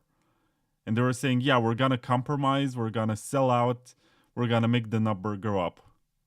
But it did not go up. And I really want to ask you, like, you have a background in finance. You might be more literate than I am with these phenomena.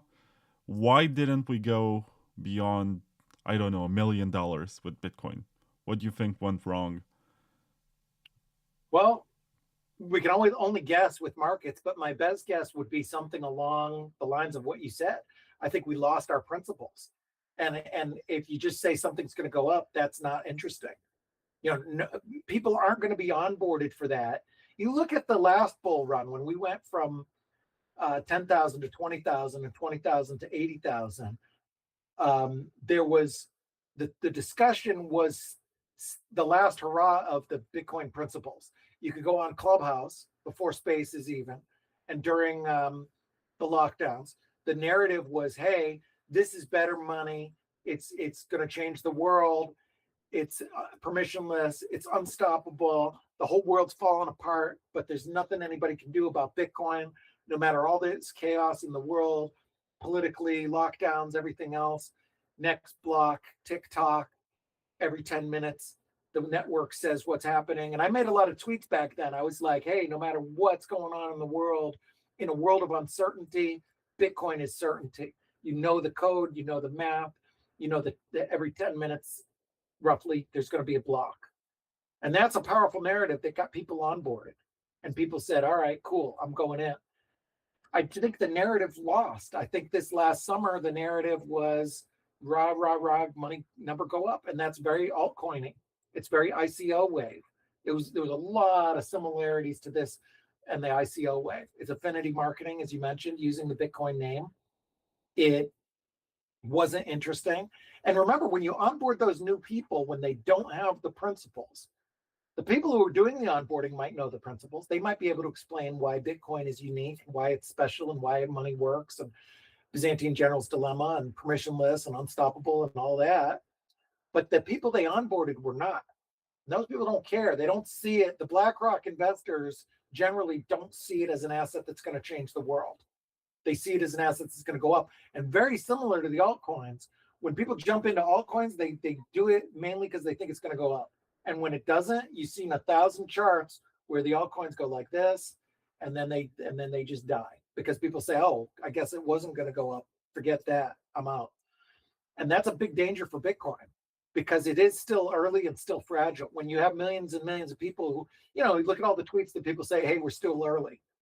3 years ago, you could go to people where it's like, "Oh, I was at the grocery store and I paid with Bitcoin and the person behind me had never heard of it. We're still early." Well, if you're still early and you're onboarding those people for the wrong reasons, you're in this fragile situation where you're not making a compelling case. I feel sad that we've lost probably 10 or 20 or 50 million people with TradFi centralized products who may never even learn the real Bitcoin. When are they going to learn? They think they know Bitcoin. And even worse, if they buy at 120 and sell at 80, the old days used to say, "Oh, we'll wait till next cycle, they'll come back in." Well, you don't know there's always going to be a next cycle because it only works if the underlying thing works. Now, the most bullish thing you can say about that is, hey, Bitcoin hasn't changed. The underlying thing still does work. None of this matters. But like I said, about time going on and generations and stuff like that, you don't have forever to wait around. You have to kind of make it work as money. And this cycle, I think, is the one where we have not progressed in that. I don't see us being further along. Maybe there's a minor silver lining that institutions care, because institutions do have to own some. Maybe that'll create some sort of stability. Of course, if it works as $1 million asset, institutions will be involved. But in exchange for that, we can't sacrifice these core principles. It's got to be used as money. So yeah, I worry about that for sure. And I think other people should be concerned. Man, that's depressing. Yeah. The more I think about it, I feel like we lost our way. We might have lost our opportunity. It was always a big goal of David versus Goliath to try and make new money. And maybe this centralization is actually what broke it. Because right now, how many people can we list who are doing really, really cool cutting edge cypherpunk stuff? There's some, some, but not in Bitcoin. That's another pain that I see, because I've interviewed so many 2011 Bitcoiners, and they're like, yeah, they came here to change the world in a time when the price of Bitcoin was almost nothing. Yep. They had very high ideals and high expectations, but they gave up. They're like, okay, this is not happening here. I'm just going to go elsewhere. They built other chains. A lot of them work on Ethereum nowadays. A lot of them are still searching for that perfect way of implementing something like Bitcoin. Like there's the Caspa project, which I think is interesting because it's so radically different from what we know with blockchains.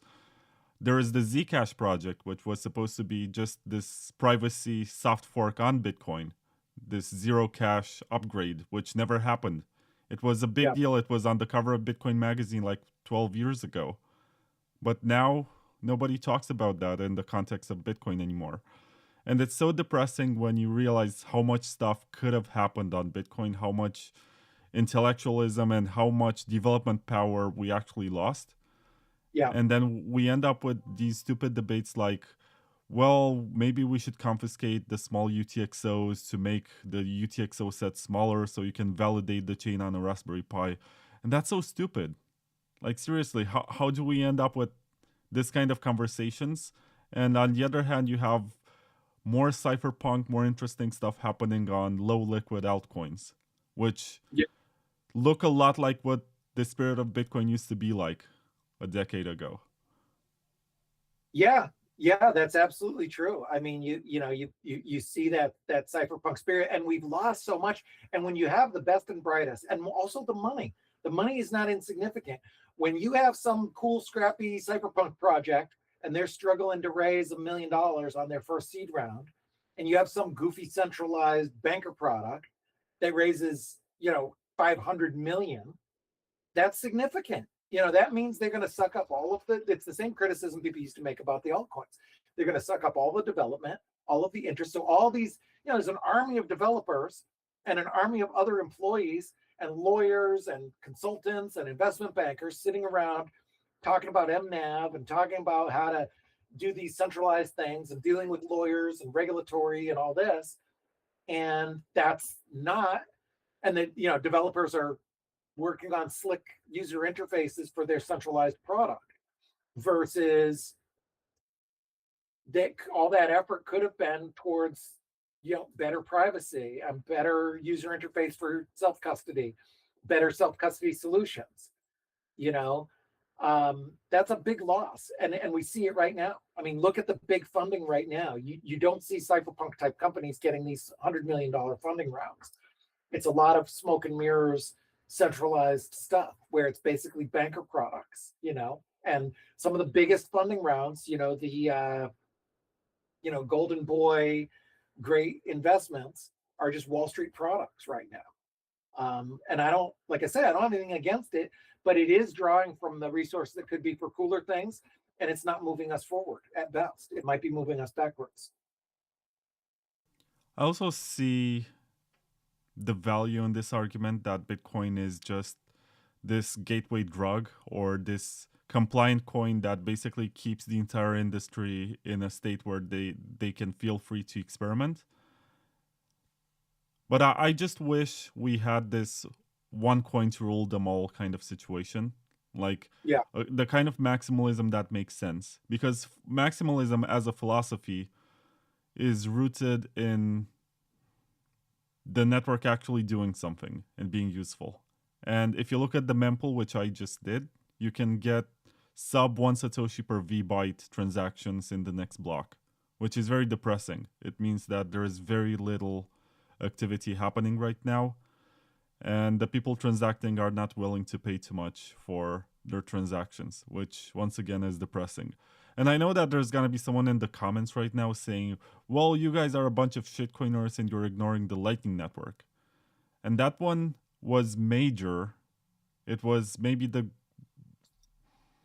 biggest bet that this community has made in terms of scaling, and it never went anywhere. Like, you can argue that it has a few thousand users, which is fine, but it never became that one true scaling layer that got everyone to increase the adoption of Bitcoin. That never happened.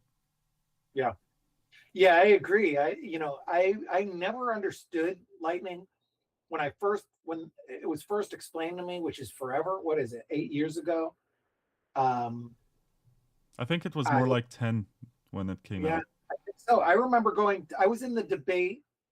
I don't know if I was on camera. I might have been right off camera or like jumped in a couple times, but it was John Dilley from Blockstream versus Roger Ver down at Anarchapulco, Jeffrey Berwick's Anarchist Festival, which was very big on Roger and libertarian principles, and became more, Bcash, Bitcoin Cash focused when Roger went that direction. Because a lot of the hardcore anarchist libertarians went with Roger because they found out about Bitcoin through Roger. But anyway, John Dilley was at the time was a Blockstream employee, very highly technical, very smart guy, and they had a pretty funny debate.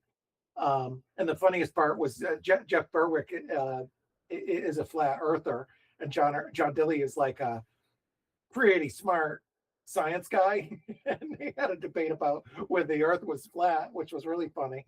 But the Bitcoin portion was on Lightning. And they were like, "Oh, Lightning's going to work in 3 years. It's going to work." And so, like you said, that was 9 or 10 years ago. But I didn't even understand it. The idea of being an economics guy, I'm definitely not some tech genius. I'm barely a tech guy at all.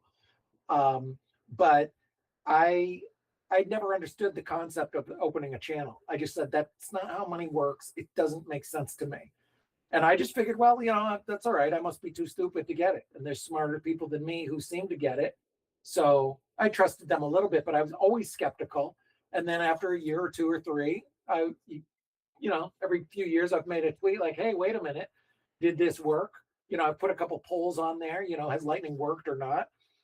I think that was probably a lost opportunity, and because I don't see it now. I said that at an event, a Bitcoin developer, like a real developer, came up after. He says, "Of course it's worked. There's so much on-chain."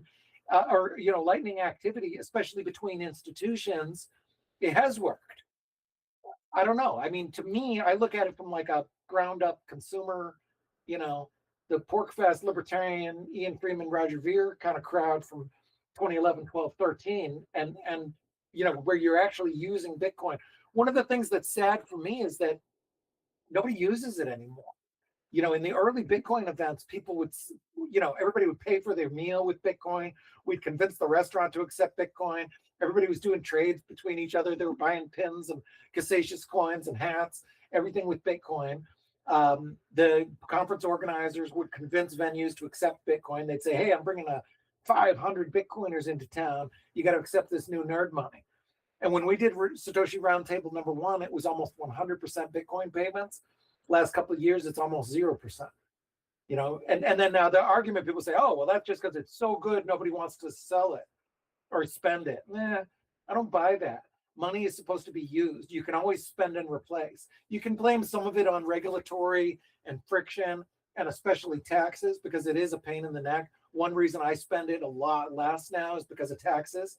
I just, you know, I used to buy whatever, some collectible or comic book or some nerd thing, and it's a big pain in the neck. You know, oh, $200, I bought a magic card, and let me declare that on my taxes. So you can blame that for some of it, but overall, for whatever the reason, and I think some reason is the scaling and other issues, it's just not used as money. And I think that's a big, big negative, and it's a big blow to us. And if we don't change that trajectory, I don't see as easy of a path for how Bitcoin does well financially. I don't think it's just going to go to $1 million a coin for no reason. I don't see the excitement that would bring that.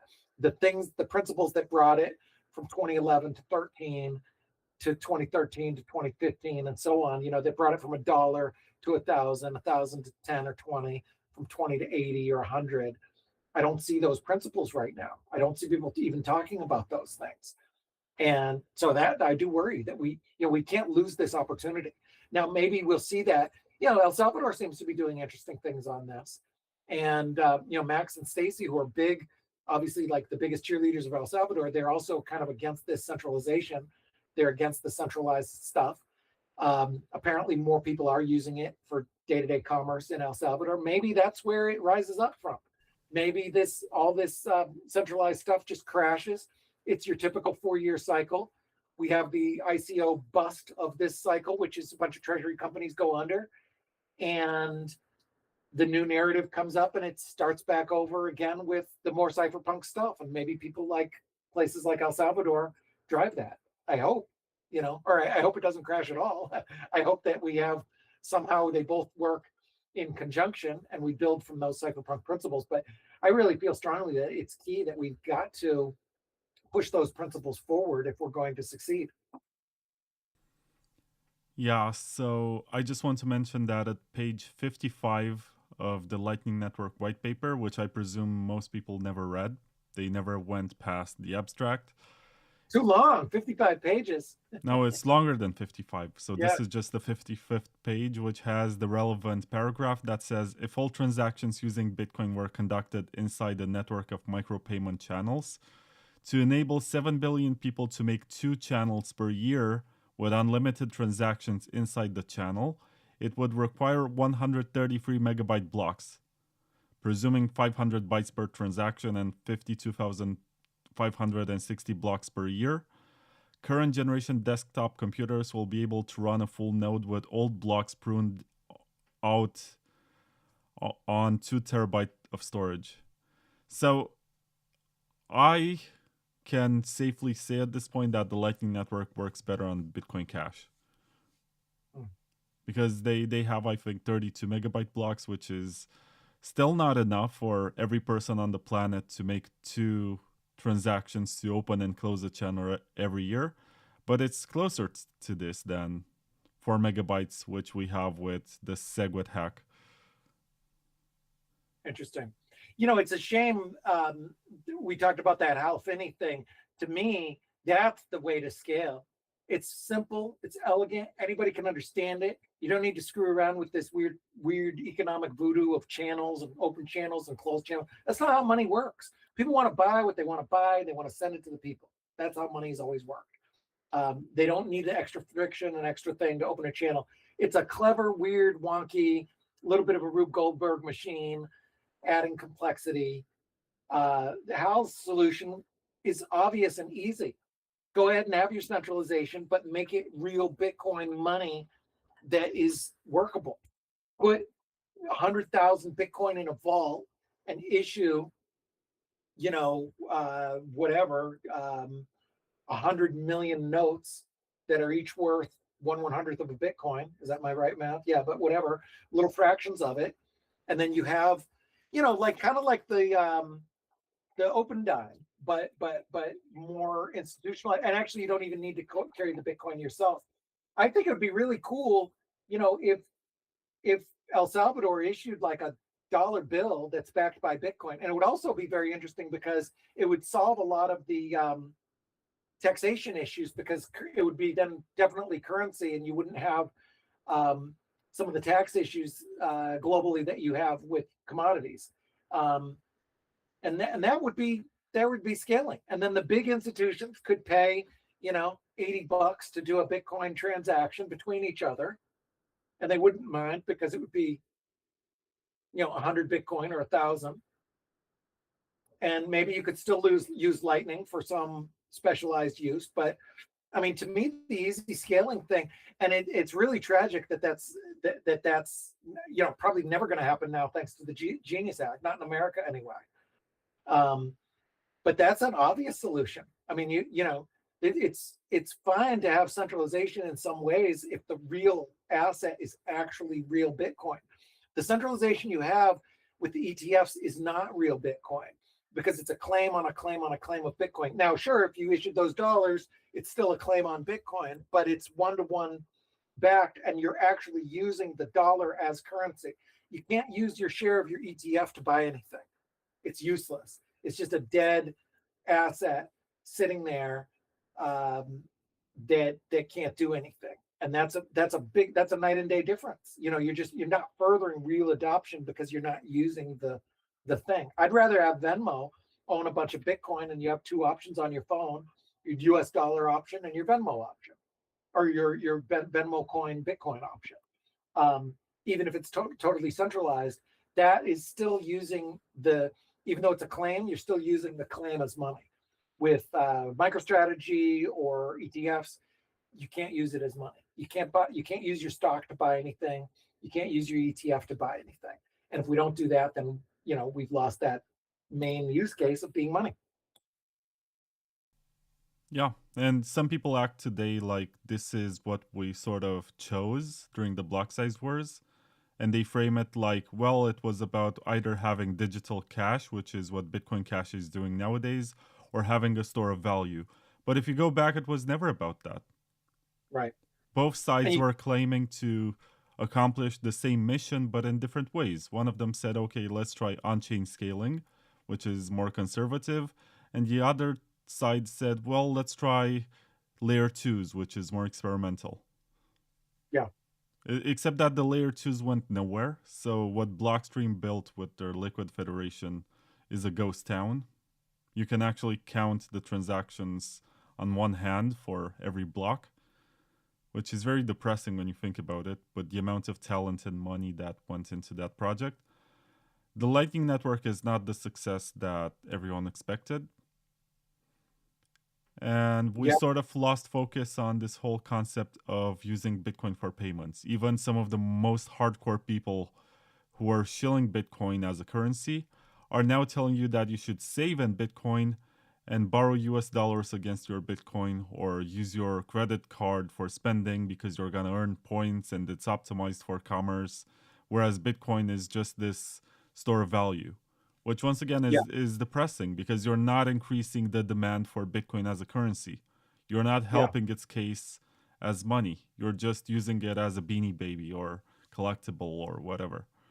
Yeah, exactly. I mean, it's a meme coin. And I don't know why people don't see that. You need both of them to work. It needs to be the store of value and the money. And I would argue that the money is more important, because like I said, otherwise, what's the point of a store of value? Limited supply, big deal. You need better money. If you say this is better money, like gold is pretty good money, people like gold. They want gold because they know that it meets some of those properties of money. You know, everybody should Google like properties of money. You'll come up with like 6 things. You know, they predate Bitcoin. Limited in supply. Yeah, we've got it. Divisible. Gold is not great at it. Bitcoin is. Portable. Again, Bitcoin wins out over gold. Acceptability. You know, there are constant properties that good money has. Fungible. You know, that good money has that Bitcoin meets. And that's what makes it valuable. And gold meets a lot of those things to this day. It doesn't do as well on portability and a couple of divisibility. But you know, you can get little tiny gold coins. Also, you know, acceptability and verifiability. Like, it's very hard to verify that the gold is pure, and you can also argue that it's not fungible until you melt it, because some people will prefer a gold bar over a gold chain.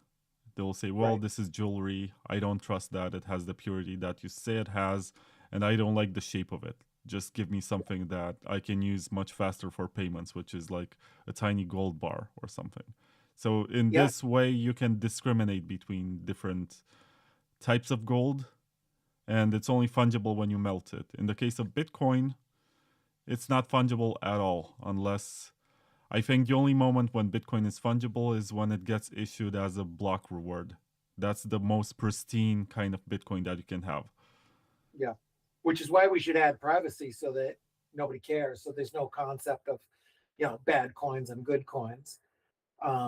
But, you know, interestingly, even just a few years ago, and it's sad that we've regressed. Guys like you and I have been around a while, know the old days.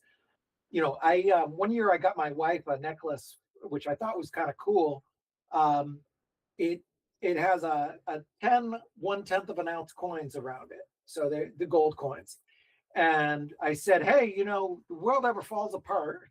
You grab this necklace. The necklace is 1 ounce. And the coins are 1 ounce. You got that. And pretty much anywhere in the world you can eat. You know, you can 1/10 of an ounce of gold. Right now today is what, $400. You know, at the time I gave it to her, is a couple $100. You know, so you can, you know, it's something that you can, like, it's like emergency money around your neck. And sadly, 6 or 7 years ago, I could have given her some Bitcoin on a hard wallet or a paper wallet, and you'd still be able to do that. Like, you know that anywhere in the world you go, you can find somebody to take that gold. Like you said, there might be variances in price, but if you go to a good dealer where they know, you know, there's always, every town has a sign that we buy gold. Bitcoin, it used to be easier. It is harder now. You used to have local Bitcoins. You could go anywhere in the world with your phone, and you could take $1,000 worth of Bitcoin off your phone, or 5,000, and meet somebody at a Starbucks, and they'd give you cash. You can't do that anymore. It's harder and harder. You need all kinds of AML, KYC right now. Having Bitcoin, you know, I had some old Bitcoin, a small amount on my phone, and I've been flying around the world for a couple of years. I really never use it. You know, I can't really use it that easily in places. I used to use it all the time. When I first moved to Portsmouth, some associates of Ian Freeman actually had gone and tried to onboard the whole town. There was 130 restaurants that accepted Bitcoin. We had like the record of the most restaurants in the smallest town that accepted Bitcoin. Now it's none. It's zero. I think there might be 1 or 2 left. And all kinds of other businesses accepted Bitcoin too. You could use it a lot more. It was more usable money. I could send $1,000, $2,000 worth of Bitcoin to somebody anywhere in the world, and I could know that within an hour or two, they could put cash in their pocket. And we remember the early days when people needed money in an emergency, you know, the Pakistan earthquake, people would send Bitcoin and somebody could cash it in and pay for food. I don't think you can do that easy now. That's been cracked down on and changed globally.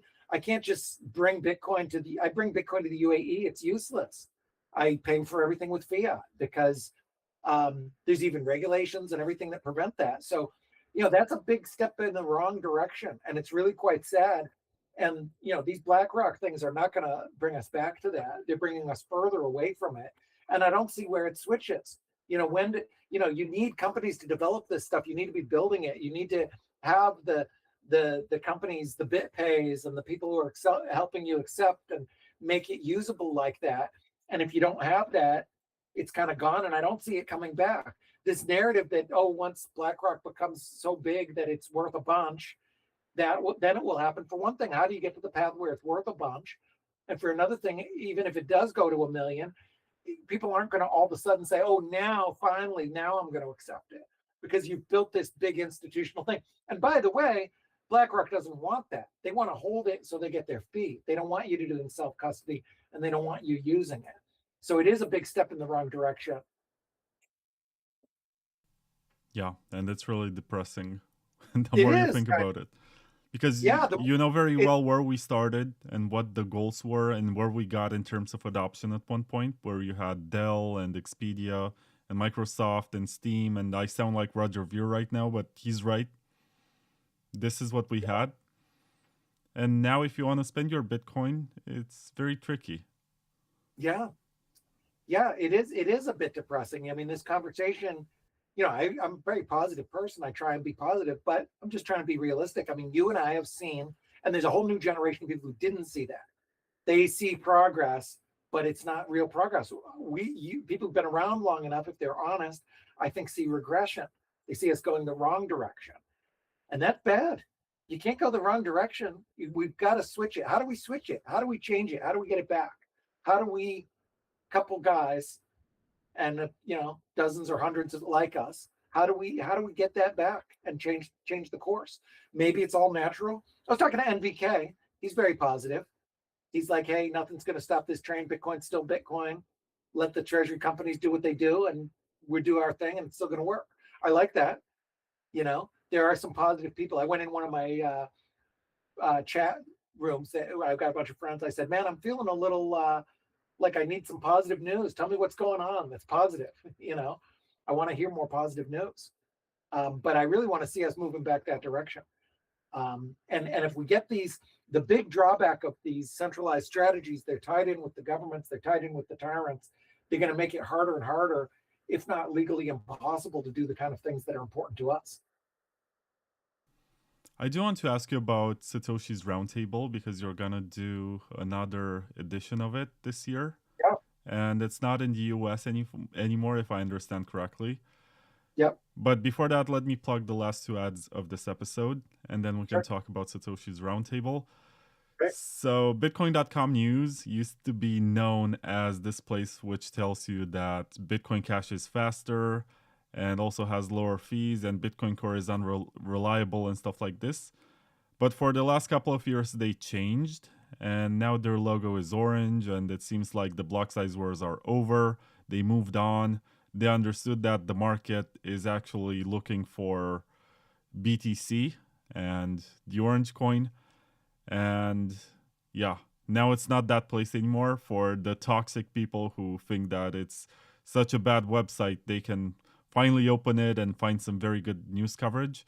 And the reason why I decided to work with them and promote their website is that I think that Bitcoin Magazine is excessively pro-Trump.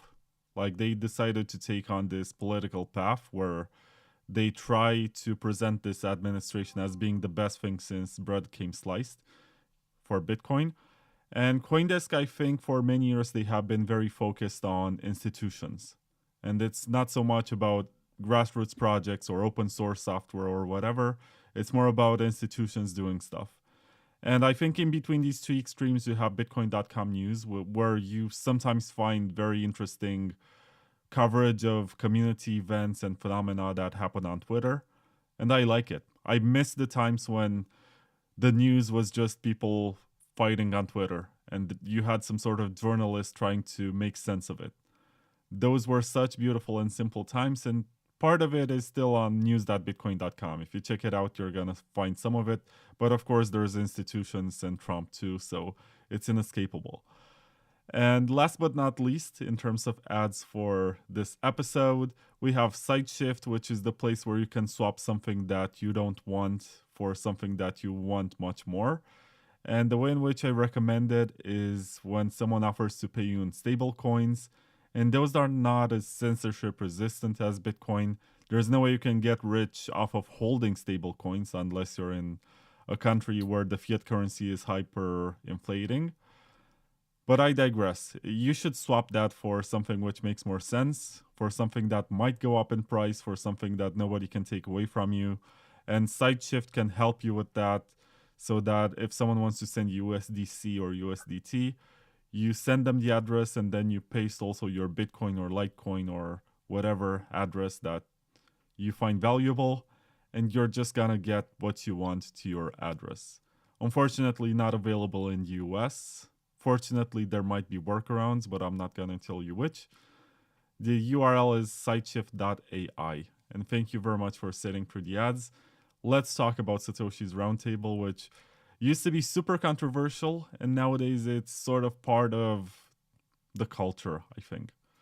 Yeah. Yeah, it's funny. I mean, it is funny to look back on those early days where people were just furious that we would have a, sort of private event. And it was never like trying to discriminate against like people or not be inclusive or be secretive. It's just, like I said, I like a smaller event. I mean, I'm kind of a quiet person, and a lot of people do. I mean, it's funny. I'm not known as being a quiet person. I'm known as being a big mouth, but I like conversations. I like sitting down and having a conversation with people. And I wanted to design an event that I like. And I don't, and I'm friends with David Bailey and a lot of the people who do these big events, and I attend them and I enjoy them. And good for them. I mean, you and I have seen each other at the big Bitcoin events many times, and they're great events, and there's a good place for that. But ours is a different kind of thing. There's something also additionally to be said. Sometimes you feel like going to a rock concert. Sometimes you feel like having dinner with 10 friends. It doesn't mean one is right or wrong. Most people like both. I like both. I do like that more quiet, event. So to do that, you have to have limited space. Otherwise, it would just be another giant event. And it's a whole different feel. You can't do certain things with it and whatever. So because it's limited in size, we used to have a reputation of being like super exclusive and wouldn't allow people. People are usually allowed if you can add value. You can. I feel bad once in a while. I'll meet somebody who's like really cool and awesome. They'll be like, "Oh man, I wish I could get invited." It's like, dude, just ask me. It's not like you have to be like there's some street cred or something. If you've been in the space a long time, if you're cool, if I like you, if you're not a jerk, you don't have a bad reputation, you're not going to shill something, mainly if you're additive. And sometimes people like they're really psyched to go, and they may not even be that additive, but they're not distracting. Like even if you're not that additive, okay, fine, just keep your mouth shut and just listen to them.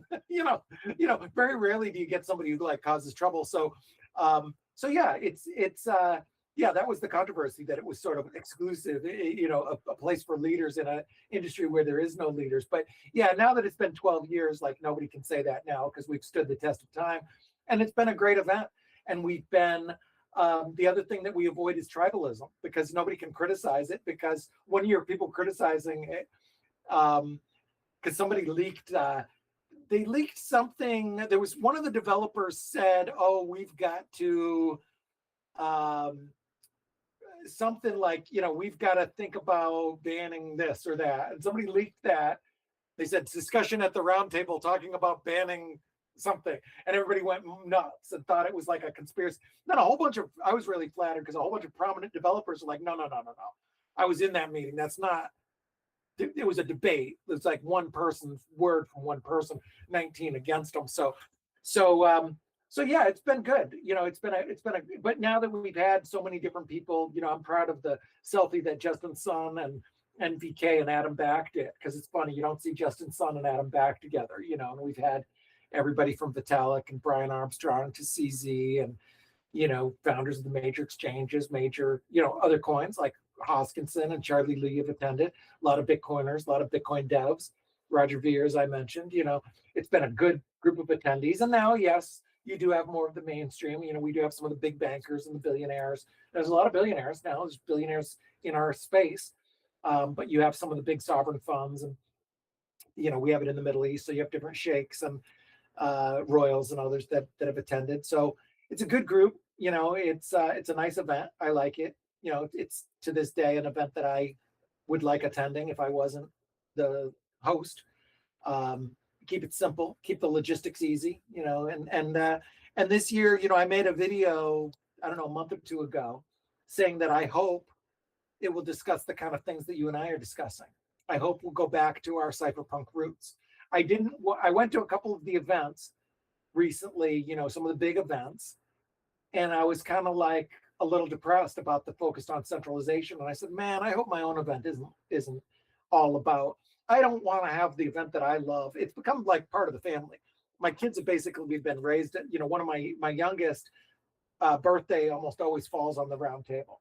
So our kids, and my oldest, he was like, what was he, 5 years old at the first round table. Now he's 19 years old. Is that right? Something like that. I mean, he's a grown man. He's in college, and he's grown up with these people, and he's gotten to know these attendees.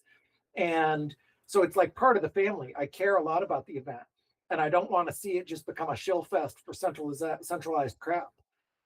I'd rather just not even do it. If it's just a bunch of panels sitting there talking about KYC and AML and how we can kiss up to bankers and governments, I'm cool with that. I'd probably let somebody else do it. I might attempt because it's got great food and it's chill, but it's not exciting to me. What's exciting to me is talking about changing the world and getting those cypherpunks and the who's who of the space together and say, what are we really going to do to push this technology forward? What are we going to do to change the world?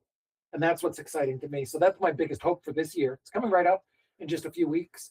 That's my biggest hope. I hope that we'll talk about our roots and embracing this stuff. Interestingly, bear market roundtables, Fluffy Pony said this.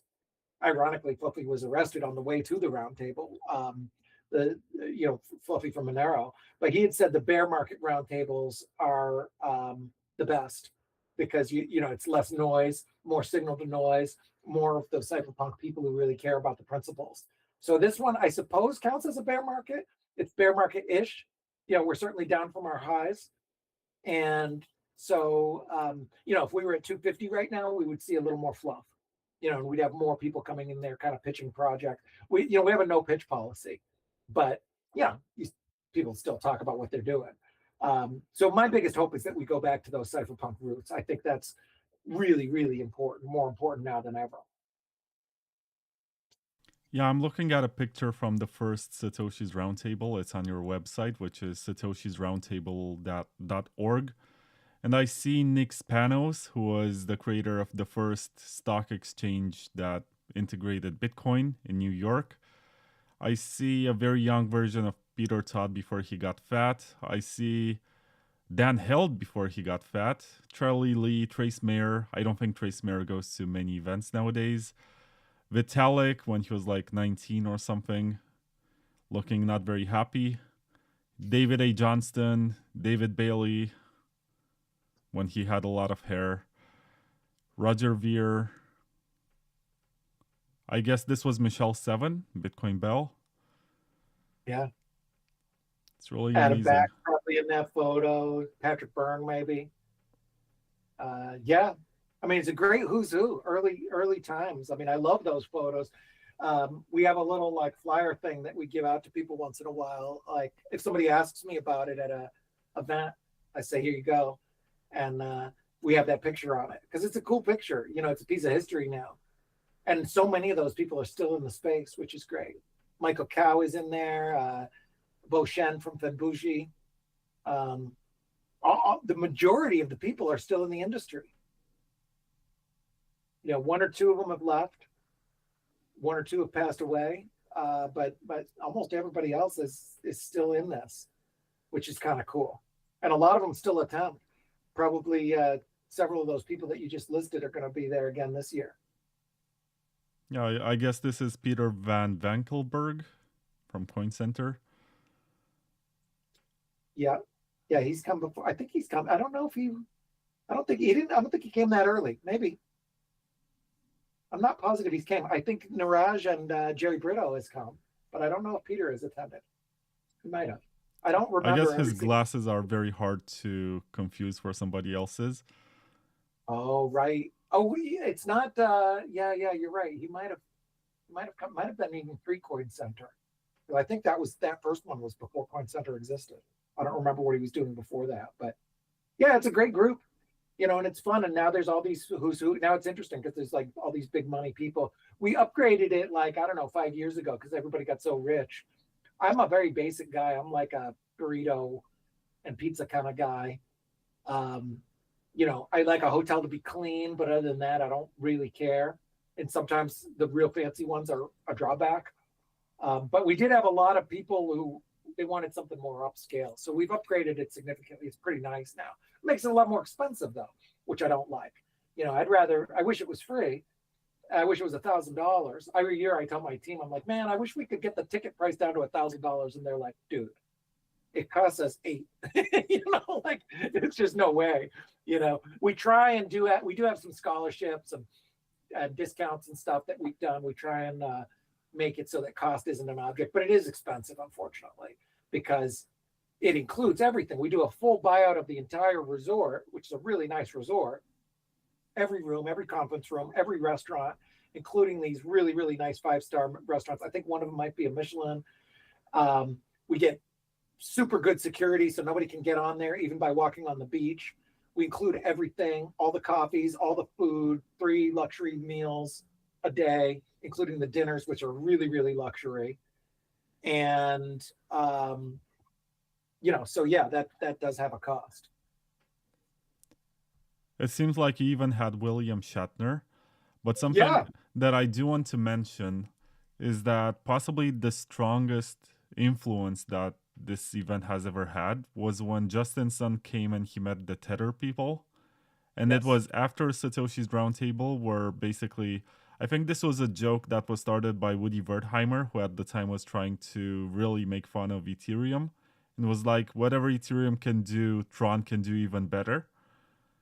And because of this meme and the fact that Justin's son attended and was able to meet the Tether people, nowadays we have Tron, which is the most prominent hub for USDT. Like, I think the largest amount of liquidity of any chain for Tether is on Tron. And a lot of this happened because they attended Satoshi's Roundtable. See, I've got to get a commission on all these things. There's been billions of deals that have happened because of the Roundtable. And I mean, I'm not sure if billions of deals, but maybe billions of dollars worth of deals. Yeah. When I say billions of deals, billions of dollars in deals for sure. A lot of people have merged, and now it's been going so long. There's people who've done like 2 startups together. They met at, Roundtable 3, and they did a startup, and then they did another startup, and every once in a while I get a real nice note from somebody who's like, hey, I wanted to thank you, just had an exit. I got an investor, I met somebody, I met my partner. We got a couple people getting married, who met there. It's been a cool journey for sure. So why would you say that this is not happening in the US anymore? We only did 1 year in we only did 1 year in the US. That was Roundtable 2. Hold on one second. Just have to let somebody get my dog out. We only did 1 in the US. The US has always been hard because there's some people who couldn't go there, like Roger and others.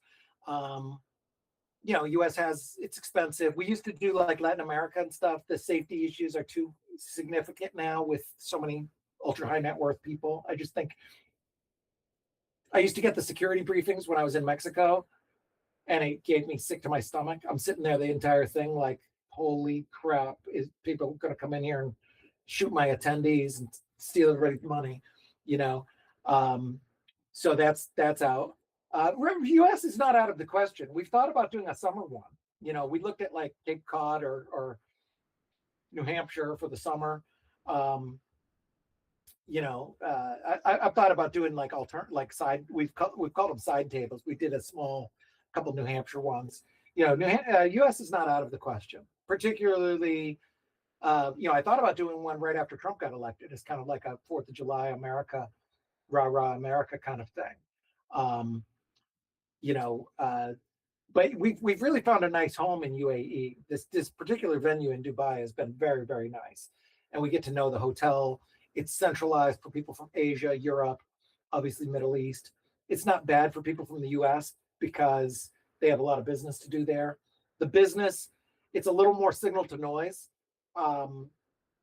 When we used to do them in Latin America, people would party a little bit more and there's no business there, you know, like nobody has business contact. Whereas here they like, oh, I'm going to come here. I'm also going to run over to Abu Dhabi and meet some business partners, or I'm going to talk to my associate in Dubai.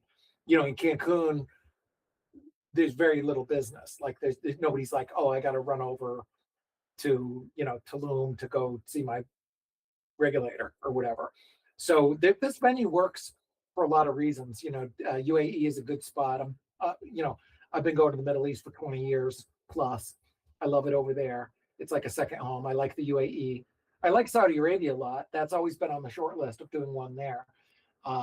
We haven't pulled it off over the last few years, but if we did move a venue, it wouldn't surprise me if it ended up being Saudi. Or we might just keep it there. You know, it works. If it ain't broke, don't fix it. A lot of good venues, a lot of good events like Davos. I don't know if that's a good event. It's a successful event though. But you know, they stay in the same venue for a long time. So we've gotten into a nice groove with this. You know, we maybe just keep it there and maybe add another one. We've talked about that forever, and we've never quite done it because it is a lot to pull off. And the event business is a bit of a labor of love, particularly a small event like this. You don't make a lot of money on it. It's even though it's kind of a high ticket cost, like there's not a lot of profit in that. So we just sort of cover the resources we put into it. It's a lot of work to put these together. Yeah, I was just looking at pictures. The one that's most famous, I think, was Satoshi's Roundtable #2, because it happened on the same year as the Scaling Bitcoin conferences. And there was a lot more tension surrounding it. And there was also the fact that you had a podcast happening in the toilet with people who were not invited there, and they got some sort of clearance from the venue or something. And I've listened to that episode like 3 times during this winter break. And it was so unfortunate because you and Chris DeRose were just talking past each other. Yeah. And you were just asking him to give you the footage that he recorded, and he was just pointing out to something which was totally irrelevant for the context. You were just screaming at each other. But I think the content that was generated at the time was beneficial for both sides, and it's historic at this point. I think that was like the peak of Bitcoin engagement and community. It was kind of funny. I mean, you know, for those who don't know, so Roundtable 2, which was controversial because it was talking about, you know, we had Brian Armstrong there and Adam Back and Roger Beer, and people were all arguing about the block size. So it was the worst. You also got people to sign to agree to some sort of list of principles. I did. I made a mistake with that one. I thought that, well, for one thing, I had this vision. I'm like, I'm going to get everybody together and put them in a room and you know, figuratively lock the door and say, we're not leaving until we agree. Well, that didn't work. The other naive thing that I did was I tried to railroad and herd things. It was only the second roundtable. Over the years, I learned that the less I do, the better it works. It's a decentralized space. And if you just let people run their own thing, they're smart and they'll figure it out. But in the early days, I used to railroad people a little more. I'd be like, come on, there's a session starting. Come on in. These days, I'm just like, hey, you want to sit and have a coffee? Go have your coffee. I want them to know that a session's going on, but I don't try and herd people. And I tried to say this exercise, I say, hey, let's get everybody in a room and find everything we agree on. You know, can we at least agree on 10 things? And we did. We had an artist make a nice, like, a banner about it. Like, okay, we agree 21 million coins can't be messed with. We agree it should be permissionless, you know, whatever, basic stuff. So so that was, you know, in some ways it was the worst roundtable. The weather was also bad and the venue wasn't that nice at the time. It's like, you know, 3.5, 4 stars, not the 5-star stuff we ended up with later, which I don't mind. I mean, I'd keep it there to this day if it was up to me, because it's cheaper for the attendees and we'd end up with a broad cross section. I always feel sad if somebody can't swing it. So in some ways it was the worst, in some ways it was the best, because it did have that engagement. And it had the reputation, because we were talking about the block size, you had people saying like, oh, this is, you know, this is a secretive event. So you had DeRose and Junseth who snuck in, which was funny.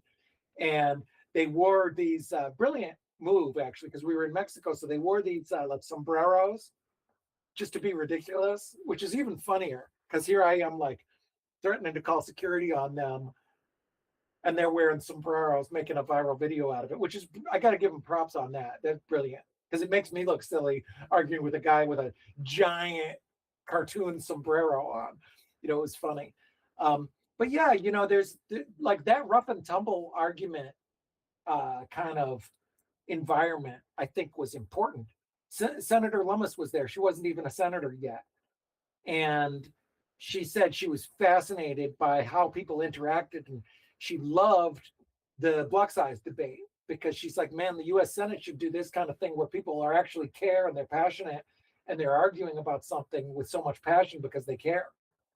And so in many ways, that was kind of like, I don't want to say peak Bitcoin, you know, and it's interesting because a lot of people who've been to all of them usually say that was the worst.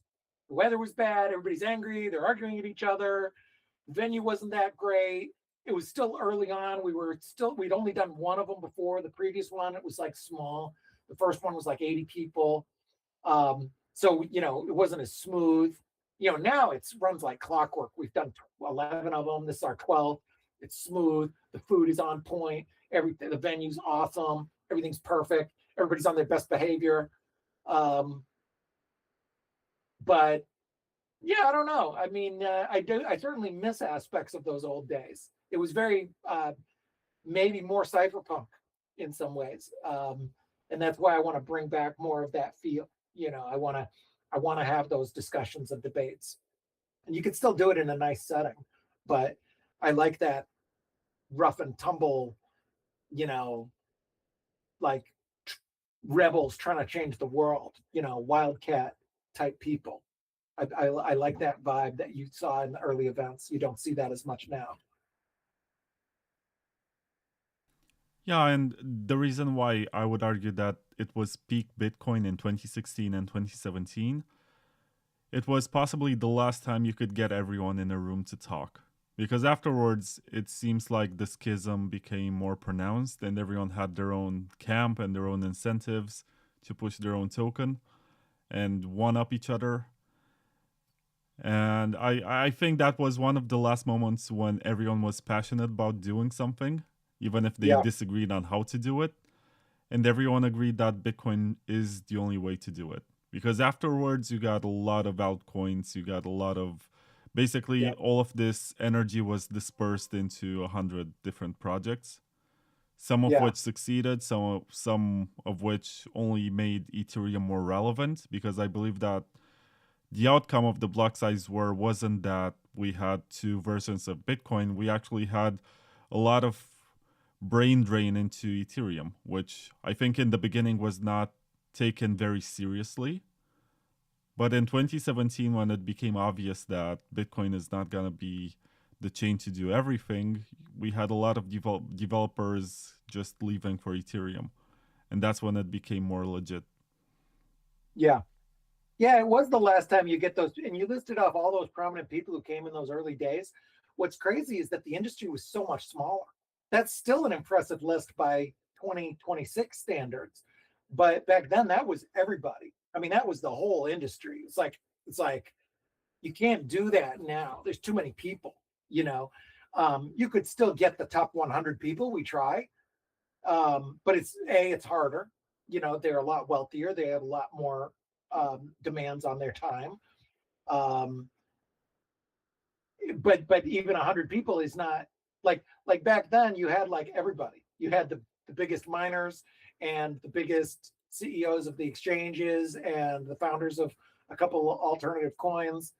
I mean, everybody was in one room, and we'll never have that again. I mean, you'd need 500 or 1,000 people, but you could probably never get them together. I mean, even the president you could come close. It would be very hard to get all those people together. And it would be a different vibe for sure. It wouldn't be like friendly people arguing with each other. It would be camps and everybody would be more polite and civilized. They probably wouldn't argue as much. but they in some ways further apart, you know, because when people are real far apart, they don't argue. Nobody's having a debate. You know, Roger Ver and Adam Back are not having debates anymore. You know, nobody's having a debate about things once the camps are too separate.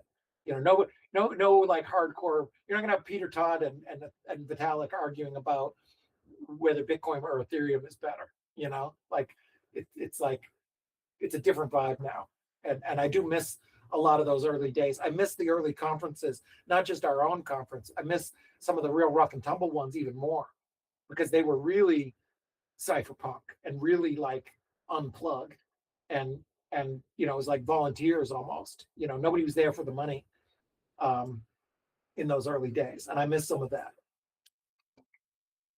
Right. So, what do you think that it takes for us to get back to that spirit? I mean, we got to tell as many people as we can and try and onboard one-on-one. I mean, I think hopefully we're still onboarding people to these principles. And even despite all the drawbacks that I mentioned of these centralized strategies, hopefully some portion of those people dig into the real roots of what Bitcoin is all about. And they, you know, figure out what, you know, what the real principles are. Somebody has to, you know, somebody has to figure it out. And if net we're onboarding more people, that's good. And if the industry is huge and maybe even 90% is dominated by this other stuff, but at least some people are still focusing on these real cypherpunk values, well, that's a win as well.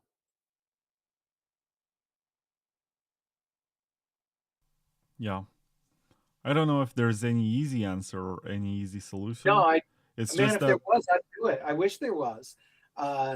You know, I can't just control the whole industry, even with the Satoshi Roundtable. You know, they used to think it was like some conspiracy. Same as the Bitcoin Foundation, by the way, which I also was in charge of at one point. People thought like, oh, Bitcoin Foundation is going to secretly control everything, which is really hilarious because that obviously didn't happen. All those arguments were for nothing. But if I could wave a magic wand, you know, I used to joke about it with the Roundtable. I posted a thing one time. I said, oh, it's the secret meeting where everybody's going to get together in secret and plot on how to leave you alone. And that's sort of what I would like to do. If I did have the influence or power that people thought I had back in those days, and nobody thinks I have that now because the industry is just so big. Nobody's like, oh, Bruce Fenton's controlling everything. You know, that they maybe say that about Saylor, but that's not true either for him or me or Fink or anybody else. But I'm not even on that list now. But back in the old days, you know, people thought I was trying to control something. If I ever did, all I would do is leave everybody alone. That would be my goal. If I had power, I would over this leaderless space. If I was the leader in an area with no leaders, I would just leave everybody alone and have everybody focus on those core principles of preserving privacy and cypherpunk values and moving forward for a more free world. So for people listening, how can they get into Satoshi's Roundtable? You got to move fast because it's coming right up, but and we do have very limited space. But we you know, you can reach out to me directly. If you know me, that's a big help. If you know somebody who's attended, that's also a big help because we love referrals from people. If you don't know anybody, that's fine too. You can go to satoshiroundtable.org and submit something and just explain, you know, how you add value and how you know, what you're there for. If you say, you've been in Bitcoin for 11 years or something and you've done a few cool things and you're cypherpunk, you share these values, that's a huge plus. If you've done something like notable, like you started a startup that people recognize, that's even better, you know, or you have some position at some company now. If you're like a C-level officer at one of these billion-dollar Bitcoin companies, you know, that's huge, you know, or if you're, you know, some big family office investor or something like that. We don't turn down too many people. We are limited on space, but you know, we like to have new voices and new people. It is limited. So, you know, sadly, if you've just never ever done anything in the space and you're just dabbling and kind of interesting, it's probably not a great fit for you anyway. and we've got to kind of give that space to somebody who has. But yeah, reach out. Communication is good. The worst thing is, we don't mean any offense if we say no. It's just because the space is limited. If I let everybody in, it would be, 1,100 people, and then that's not the Roundtable anymore. That's a convention, and I don't want to. Nothing against conventions. I just don't want to run one. It's not. It would lose the vibe. The people who go there for the small field wouldn't be happy, and it would be more work for us, frankly. Like it's much more manageable to deal with small. One of the secrets. A lot of people are like, man, how do you make everything run so smooth? Well, there's a secret. The secret is it's small. It's really hard to do things at scale. If you have 18 people, you can always serve a nice meal. With us, with 300, it's a little harder, but completely impossible for a huge, one of these 10,000 person events. Absolutely impossible. If you wanted to make, David Bailey's events to the same level of standards of the Roundtable, it would cost $50,000 a ticket. I mean, it'd just be impossible. You'd never be able to do it. You'd need $50 million. It would be Davos, basically. It would be exactly Davos is what it would be, which is about 50 million. So I'm not just throwing out a random number. And Davos tickets are 50 grand, So it's just not workable for a big crowd. So that's why we keep it. It's nothing against anybody. I don't want to. I'm Big Tent. I hate offending anybody. My staff gives me a hard time because if it was up to me, I'd let everybody in for free, and I would let everybody in. But then it wouldn't be the Roundtable. We'd be broke. We wouldn't be able to, because with the full buyout and all those nice luxury meals, they charge us a significant amount.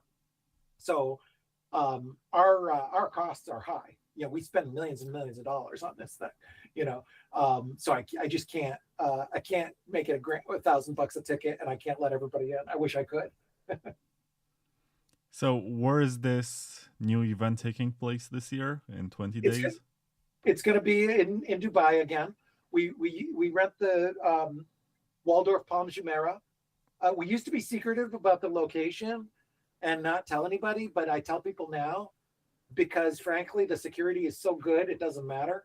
There's just, don't waste your time. There's zero chance anybody's going to sneak in. It's just not going to happen. You can't come in off the beach or pretend you're going to the spa or go to the hotel next door.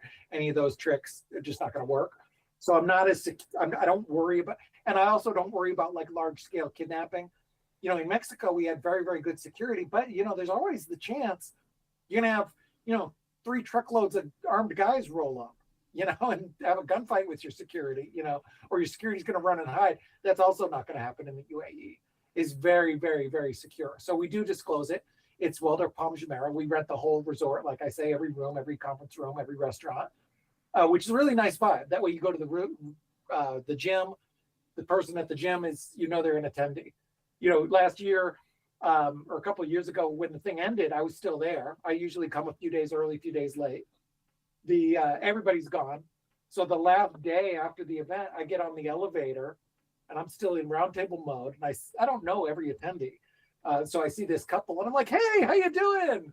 And then I realized like, oh, they're not with the Roundtable. It's some random German couple who is a tourist. I'm like, oh, my event's gone. But there's a nice vibe when it is going, because that's how it is. You get in the elevator, everybody's friendly because they know that even if you don't know the person, they know that everybody at the elevator and in the gym and the kids and everybody, they know that they're an attendee. So they know they have at least something in common. And a lot of people start up a conversation. If it's during the Roundtable, you might be in the, hey, how you doing?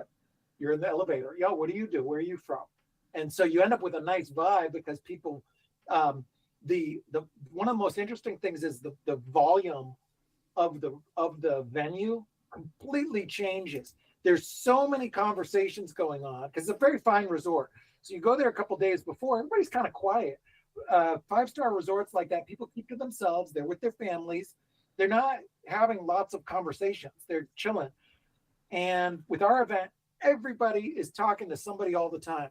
So there's like a volume, there's like a buzz of a cadence of speech throughout the venue, which the staff loves. They love our event because it just changes the vibe. Everybody's kind of happy and, glad to see each other. There's a lot of old friends.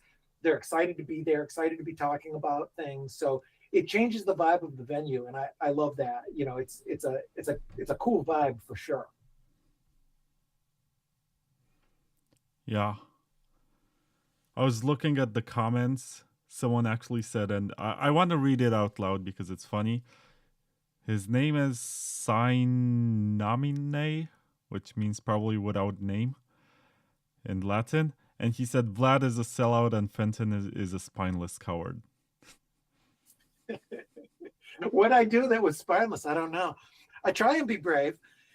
You know, I do stick on principles, you know, things like I said, you know, getting thrown out by cops at the COVID tyranny. Ironic that somebody with a fake name would accuse somebody of cowardly, because you know, there's a lot to it when you put your real name out there. You put yourself at risk, safety-wise, attack-wise, attack vector-wise. It's easy to hide behind an anonymous thing, but going out there, put your name out there, I think takes something. And, you know, you never know until you walked in somebody else's shoes, right? But as a sellout, I do have to ask you this. What is it about the United Arab Emirates that is such a good host for libertarian events? Because I see like a paradox here. It's not the most freedom-loving country. There's a lot of stuff that you're not allowed to say or do in that country. But at the same time, you have an inflow of libertarians doing stuff into cities like Dubai. Yeah. And it's interesting. Like, is there something that I'm not observing that's happening there? Yeah, I mean, I've thought about that a ton, because I've been going there, and I've been a liberty lover for a long, long time. And I think about it, about the whole Muslim world and Arab world as well. You know, I lived in Saudi Arabia too. And Saudi Arabia is one of my favorite places in the world, which is really funny because it's not known as a libertarian hub, to say the least. But the thing is, so there's a few things. One, the structure of these countries is different. You know, it's a different structure. You have people that own the land, and they own the country, basically. So it's kind of like a giant version of my farm. It's like somebody's own private domain where they enforce rules on their own domain. Now, what about the people who were born there or come there? They don't have the same rights that they would elsewhere? That's a valid concern. They don't necessarily run things the way that I would, for sure, as a libertarian, just like my own country doesn't. But they do tend to get a bad rap, I think. There are things that are, believe it or not, more free market. You know, UAE attracted thousands of people because they were more free. They were more free than the US, regulatory-wise, a couple of years ago, particularly when we were in the height of the Biden administration, and it was very difficult to even do a crypto startup. UAE welcomed them with open arms. And from a daily oppression standpoint, you know, it's crazy. I have residency over there. I've been going there 20 years. I spend a lot of time there. I'm there several times a year. I almost never, ever, ever see any police of any kind. I don't see anybody walking around armed, nobody harassing anybody. No, you just don't have that oppressive vibe. People kind of do their own things. And there's a lot of things that would surprise people, you know, different lifestyles, I mean, a lot of people have a misconception, like, for example, they think it's illegal to be gay. That's just not true. There's no law whatsoever about that. There's absolutely zero law in the UAE Penal Code mentioning being gay. And there's plenty of gay people there. And people, you know, mind their own business. Even things that are illegal, like drug use, prostitution, gambling, things that are illegal, still happen there. And it's kind of like, it's not some big oppressive thing where they're trying to like constantly crack down on stuff. They kind of the government minds their own business more than they do in the US or EU, to quite a big degree. You know, you don't have, yes, there's rules against you speaking against the ruler, for example. I've never, ever heard of anybody being charged with that. I've never seen it. I've never seen anybody's speech infringed there. To be fair, I don't see a lot of people criticizing. I don't think because they're afraid, but because there's not that much to criticize. The rulers do a good job there. Whereas in the EU and UK, and even to some degree the US, but especially UK, people get arrested all the time for speech. So, you know, you make the wrong tweet, you say that there's, you know, there's male and female, you can get arrested in certain places in the world. So, you know, there's drawbacks. Is it perfect? Absolutely not. I would change things. And sadly they're going more the direction of statism.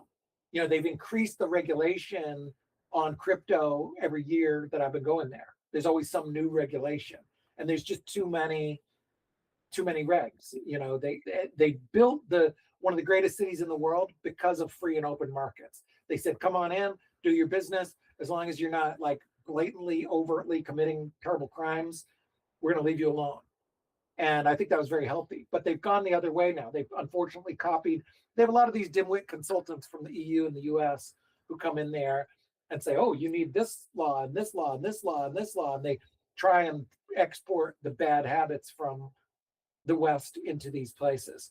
So yeah, there's some aspects. A lot of people just assume it's all negative, like on a liberty basis, say compared to New Hampshire, where I live.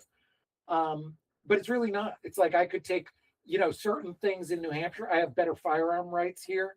I can get a gun and carry it easily. But over there, I have better property protection. Over there, I have way more economic freedom. I can open any kind of store. I can open a building. I can get a 100-story building approved with the permits in 6 weeks. If I wanted to build if I wanted to build a 30-story building in New Hampshire, it'd take me 5 years to get the permits. If I wanted to do it in Boston, it'd take 10 years, if ever. So there are some things that they're more free about. And then overall standard of living. You know, it's got a nice standard of living. So I'm interested in the best of both worlds. There's a lot of people who assume that there's nothing we can learn from the Gulf states. You know, and Saudi is an even more extreme example. It's even less libertarian in many ways. But even in Saudi, they have some strengths.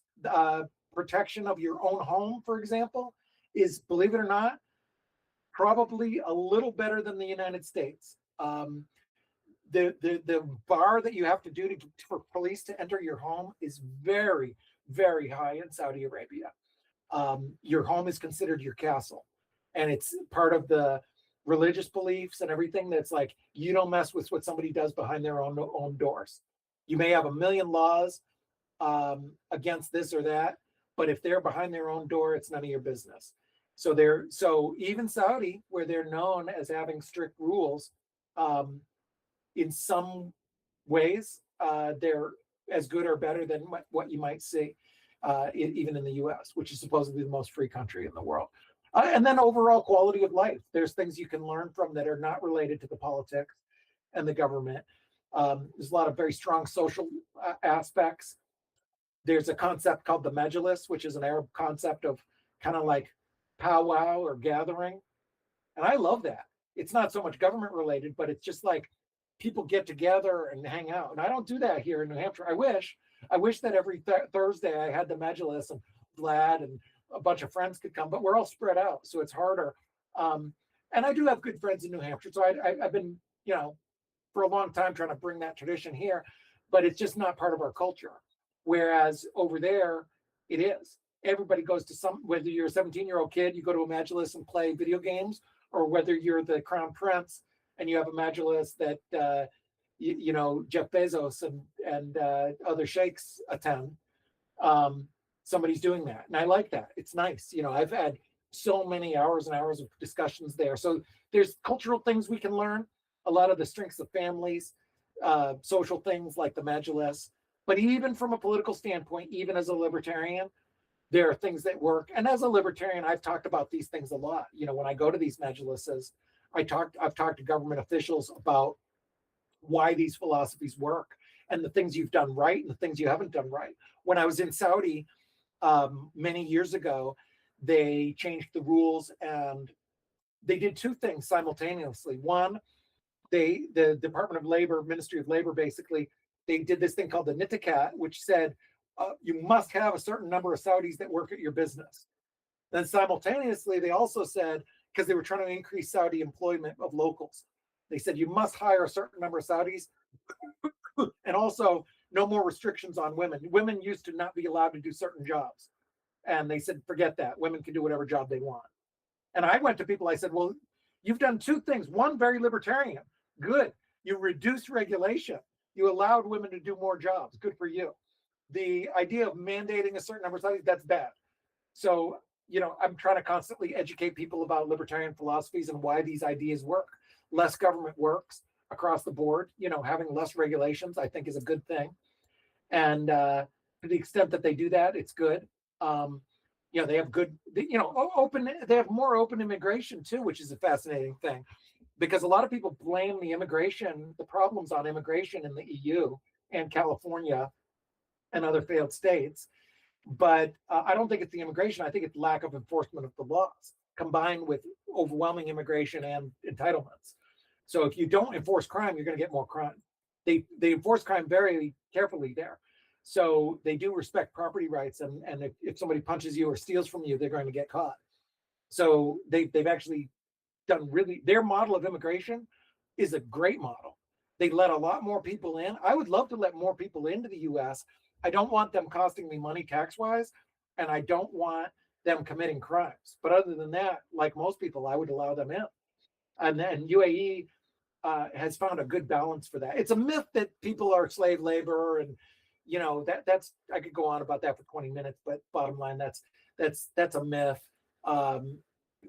Very outdated information that wasn't even really correct 20 years ago, but it's certainly not correct now. There are poor people who are on low wages for sure, but they're still making more than they would have at their own home. So your question is it if somebody's making $10 a day in Somalia and you pay them $30 a day, are you more moral than the American who pays them zero and won't let them in under any circumstances because we have unions, and theoretically, if they could come, they'd make more. I think you're more moral if you improve their life. The world's a big place. People are going to die of starvation. You give them any job, it's better.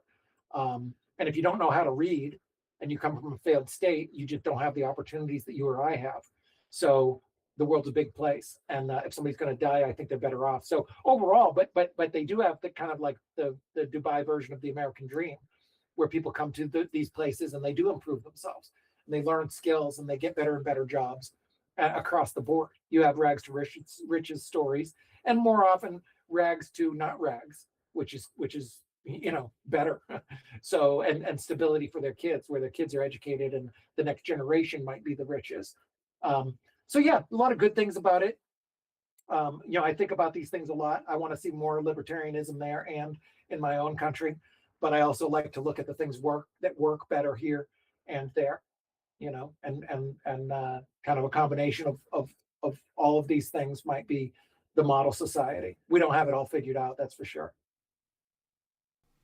Going back to the issue with Suitcoiners, would you say that many of them will be coming to Satoshi's Roundtable? Or if they do come to Satoshi's Roundtable, do you think that they're going to become more cypherpunk? I hope so. I'm going to have a bunch of them there because that's the way the industry has gone. So certainly a lot of the who's who in the industry are focusing on these things. And we invite, prominent people who run big companies. And if you hold a lot of Bitcoin on your balance sheet, of course you're welcome. I mean, I like to be big tent. I welcome everybody. I like altcoiners, Bitcoiners. I have my own philosophies, and I like that to inform it a little bit. But again, I don't try and railroad. I certainly hope that people will come in, and I think it does work. I think that these, not just cypherpunk values, but also these libertarian ideals, because of my own beliefs and my closest friends focus on these things. I think it does influence. So I think you're going to have more people that say, this is the direction that they go, and hopefully it does influence people. I sure hope so. At this point, I don't even know how to get these people to remember why they came here in the first place. But part of the reason why I decided to continue with this podcast is that I constantly try to remind people why we got here. And it's this existential pursuit where, okay, let's say that you came here for the gains and this was always the reason. But isn't there so much that you learned along the way and so so much that you pretended to believe in. And then you got to ask yourself, wouldn't the world be a much better place if those ideals that you're promoting and now you seem to have forgotten about were actually true? Like, of course, you would still be rich, like you are now, maybe even richer, but you would also have more freedom around the world, and you would see your peers being able to resist government oppression in a non-violent way, which actually empowers them economically. Like, wouldn't you want to see that in the world? Or you're just happy that we have BlackRock buying our bags? I don't see another way to live. I mean, I don't know why. It's in my blood. Whatever. I had a couple rebellious parents. I think we got to make the world a better place. And maybe it's because I was a wealth manager when I was young. I've seen people with wealth. I've seen people without wealth, and it matters, and it does make your life better in some ways, but it is not everything. And I think, later on in life, there's a lot of more important things. For me, I have to look back and be able to say that I tried to make a difference and tried to add value and make the world a better place and save lives. And to me, that's very important. And, do well for my family and my community. I want to do well for my family, my local community, my town, my region, my state, my country, and my world. And I couldn't see any other way to live.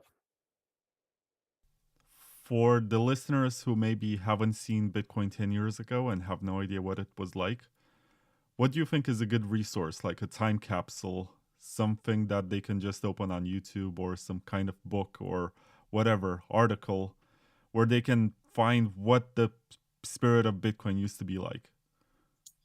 That's a good question. I think probably the easiest would be some of the old YouTube videos. You go back and look at the early, just sort by date and go back and look at things from 2011, 12, 13, early Andreas, early Eric Voorhees, me even on some of there's a fun one where Eric and I did a panel together in 2013, 14, maybe 2014, probably. We did the first Bitcoin event or crypto event of any kind. It was a Bitcoin event in the UAE. We did the first of any. Now they've had 10,000 since then, or several thousand for sure. Probably at least 3,000 or 4,000. But we did the very first one. And yeah, you can find that online. Just put Eric Voorhees Bruce. Eric is a great speaker. I like it. It's not that old, but his permissionless speech from, I guess it's a few years now, 4 years maybe. That was a really good speech. I'm a big fan of Eric. Big fan of, early Roger stuff is good. Talking about those early things. If you could find, it's funny, they didn't even do video for a lot of this early stuff. The Miami Bitcoin conference speech the day that Vitalik announced Ethereum, Roger gave a really good speech. I remember I had tears in my eyes listening to it. And just seeking out those people are still around if you can find them. Guy like Wences doesn't appear on many panels or doesn't go to conferences much, but if you can catch him, he's great. Listen to those early voices, the people who really built this stuff and what they care about and cared about back then. You mean Wences Casares of Zappo? Yeah, he's an early OG cypherpunk, shares these values. But there's a very funny story about him, because around the time when there were bank runs in Cyprus, and I think that was 2013 or 2014, and the price of Bitcoin went up, the narrative was that it's most likely people from Cyprus buying Bitcoin. But it turns out that the reason why the price was going up at the time is that Wences was onboarding a bunch of VCs. Like some of his very wealthy friends were buying Bitcoin, and that's why the price went up. But that's something that we learned many years later, when it was basically after the fact happened. And we do like to romanticize and make up different narratives about the reasons why the price goes up and down, but the real reason is usually something else, which is much more boring or not as interesting as the official narrative. Yeah, he's done a lot of interesting things. He was on a stage one time where he I think he was talking to like the CEO of Google or somebody, and he took his phone and he got him a wallet and he sent him some huge amount of coins. I think it was, I want to say 100,000 coins, but it was at least 10,000 coins, I think.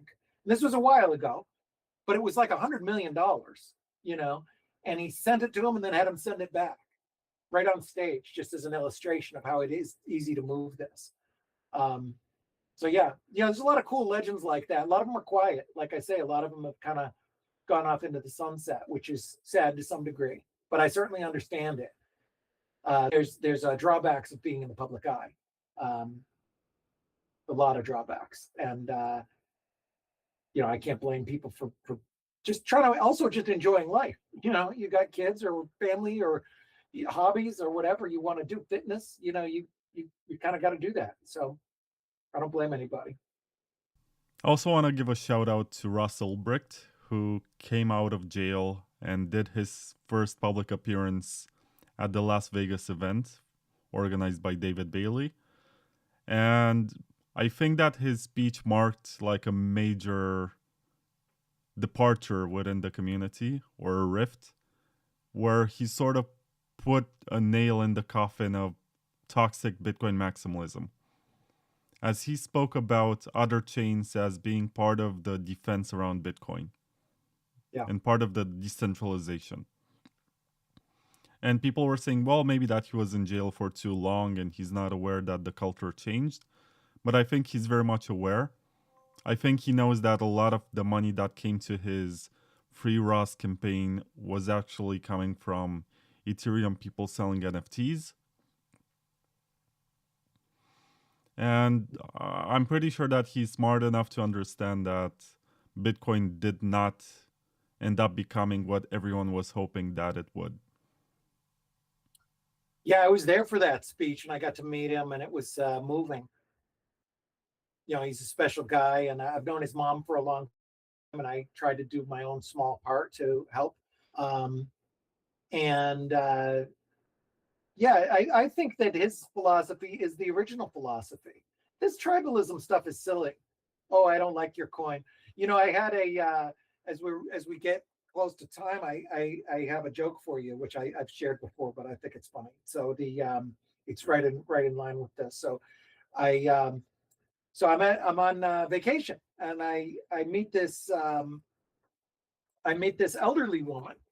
And we get to talking where she's sitting by the beach at this luxury resort by the pool, or we're by the pool at the beach. And she says, what do you do? I said, oh, I'm in finance. She said, oh, what kind of finance? I said, oh, fintech. Well, what kind? I said, well, have you ever heard of Bitcoin? She said, oh, of course I've heard of Bitcoin. I run my own node. I said, really? She's an older lady. She says, oh, yeah. I have some people at the senior center. We play a game on the Lightning Network. I've been in Bitcoin for 12 years. I said, really? You got to be kidding me. And we get to talking. We find out we have the same shows. We both like Game of Thrones. She even reads comic books. Turns out she was a VC back in the day, back in Silicon Valley. And she went to MIT and she's brilliant. And she got way early on Bitcoin. I said, man, you're 80 years old. I wouldn't have expected you to be a Bitcoiner. You're not the stereotypical Bitcoiner. She said, oh, yeah, definitely. So she mentioned she went to MIT. She goes, yeah, my son goes to MIT too. He's a developer and he's made some new privacy tools. And he made this wallet. And he even sent me one Litecoin. I said, oh, wait a minute. You're a shitcoiner. I pushed her in the pool. But that's my contribution. But that's the silliness of the debate.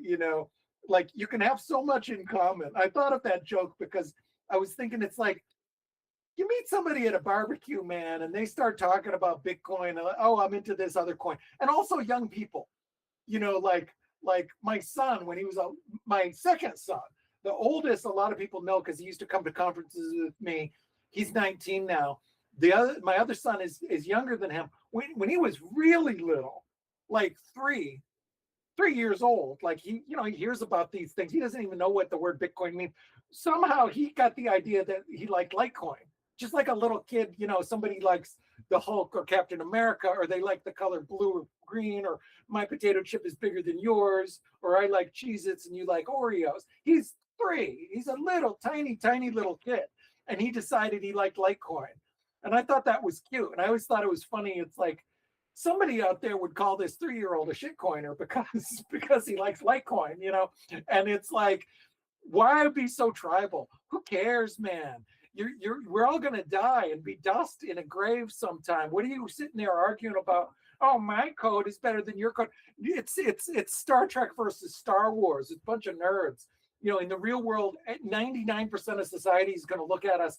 They don't know. They think we're all nerds. They don't care which one's which. They can't distinguish the difference. They can't tell you the difference between. A lot of people have never even heard of Litecoin or Bitcoin.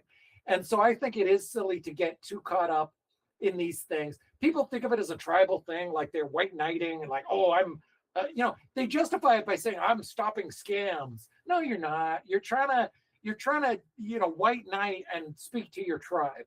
I could make the dumbest bot in the world and I could get followers by just being tribal, by calling everything crap and just being pure maximalist. That's kind of died down over the last few years, actually. That model wouldn't work as well as it would a few years ago.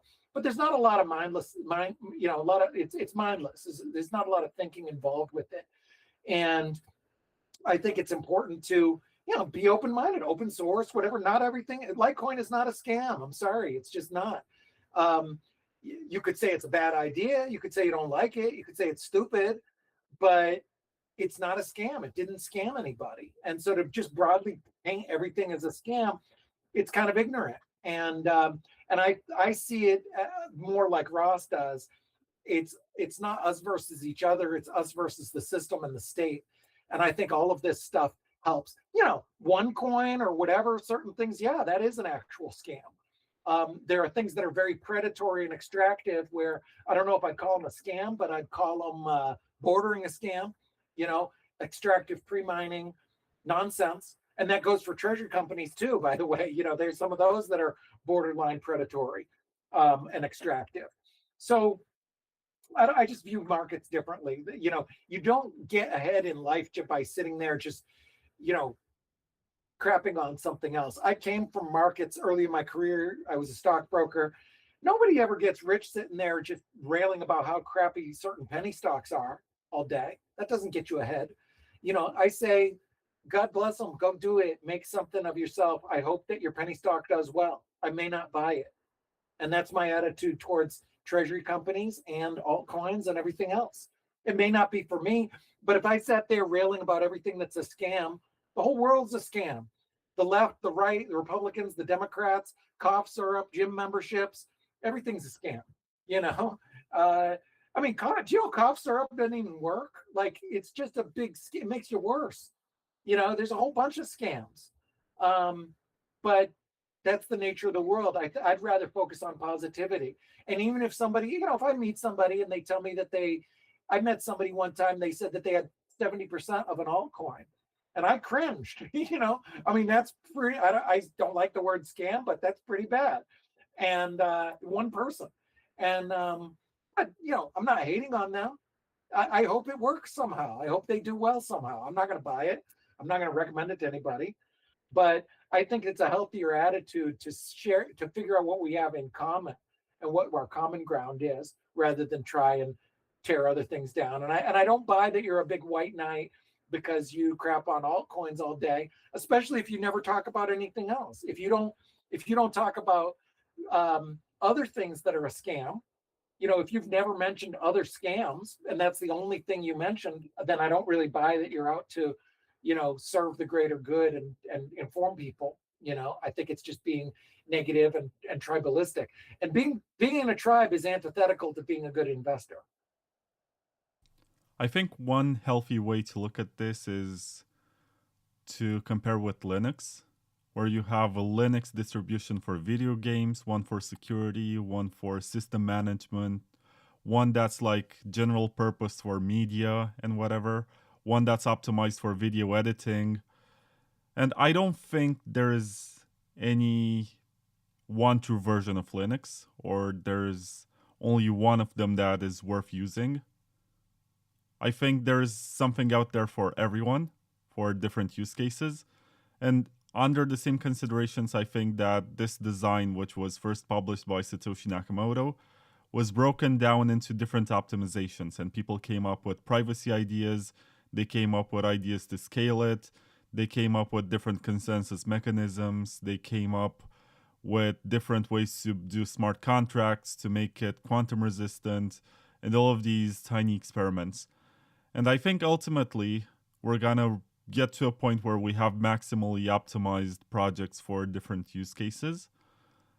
And it's not such a terrible world if we have a situation where you have maybe 500 million coins, as in the supply, not 500 million projects, but maybe you have 10 projects which are super legit and they are interoperable and you can swap between one another, and you're gonna have a supply of 500 million, and that's perfectly fine as long as people are more free than in the fiat system where the credit card issuer can basically stop your transactions and can look into everything that you're doing and has more control over your money than you actually have yourself.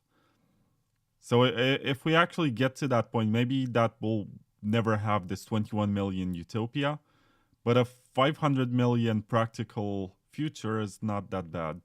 And that's something that I want to tell my listeners to reflect upon. Yeah, I agree. And I think we're coming up on time soon, but and I got to wrap up. But the I've thought that for a long time. I thought that you'd have a number of special purpose chains that do certain things. There's certain tokens, other things are legitimate uses. You can have people specialize, just like you said, Linux. That's an interesting model. Like looking at the Linux and using Bitcoin forks. That was to say this one is more focused on tokens, this one's more focused on privacy or whatever.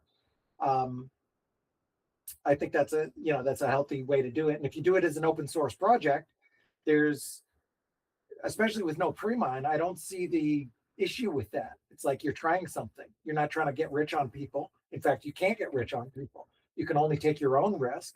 If you get rich, maybe you do, maybe you don't, but it's not at the cost of somebody else. So yeah, I'm a big believer in that. And I think we have to, because you can't put everything on Bitcoin. There's always going to be edge case stuff that doesn't belong on Bitcoin or needs to be tested first. You got to try it out, see if this breaks something, and then you put it on Bitcoin. Andreas in the early days used to say, hey, whatever works, we're going to absorb into Bitcoin. And some people still say that, but it is harder, and there is a drawback of, it's an attack vector when you add things.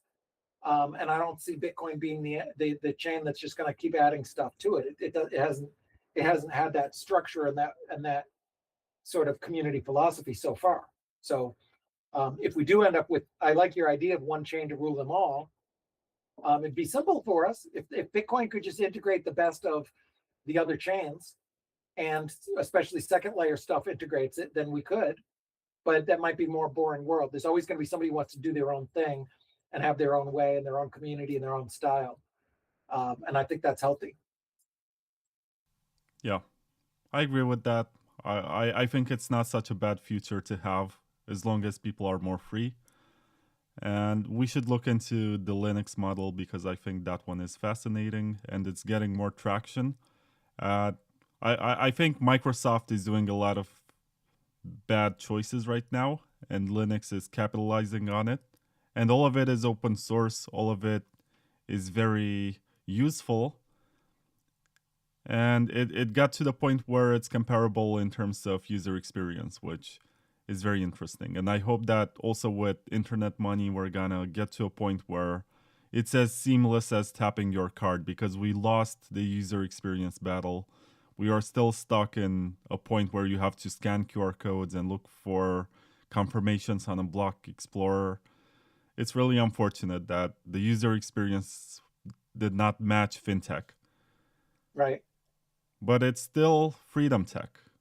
And people should use it for reasons which concern their own privacy, their own freedom to transact, their own ability to have money without having it confiscated.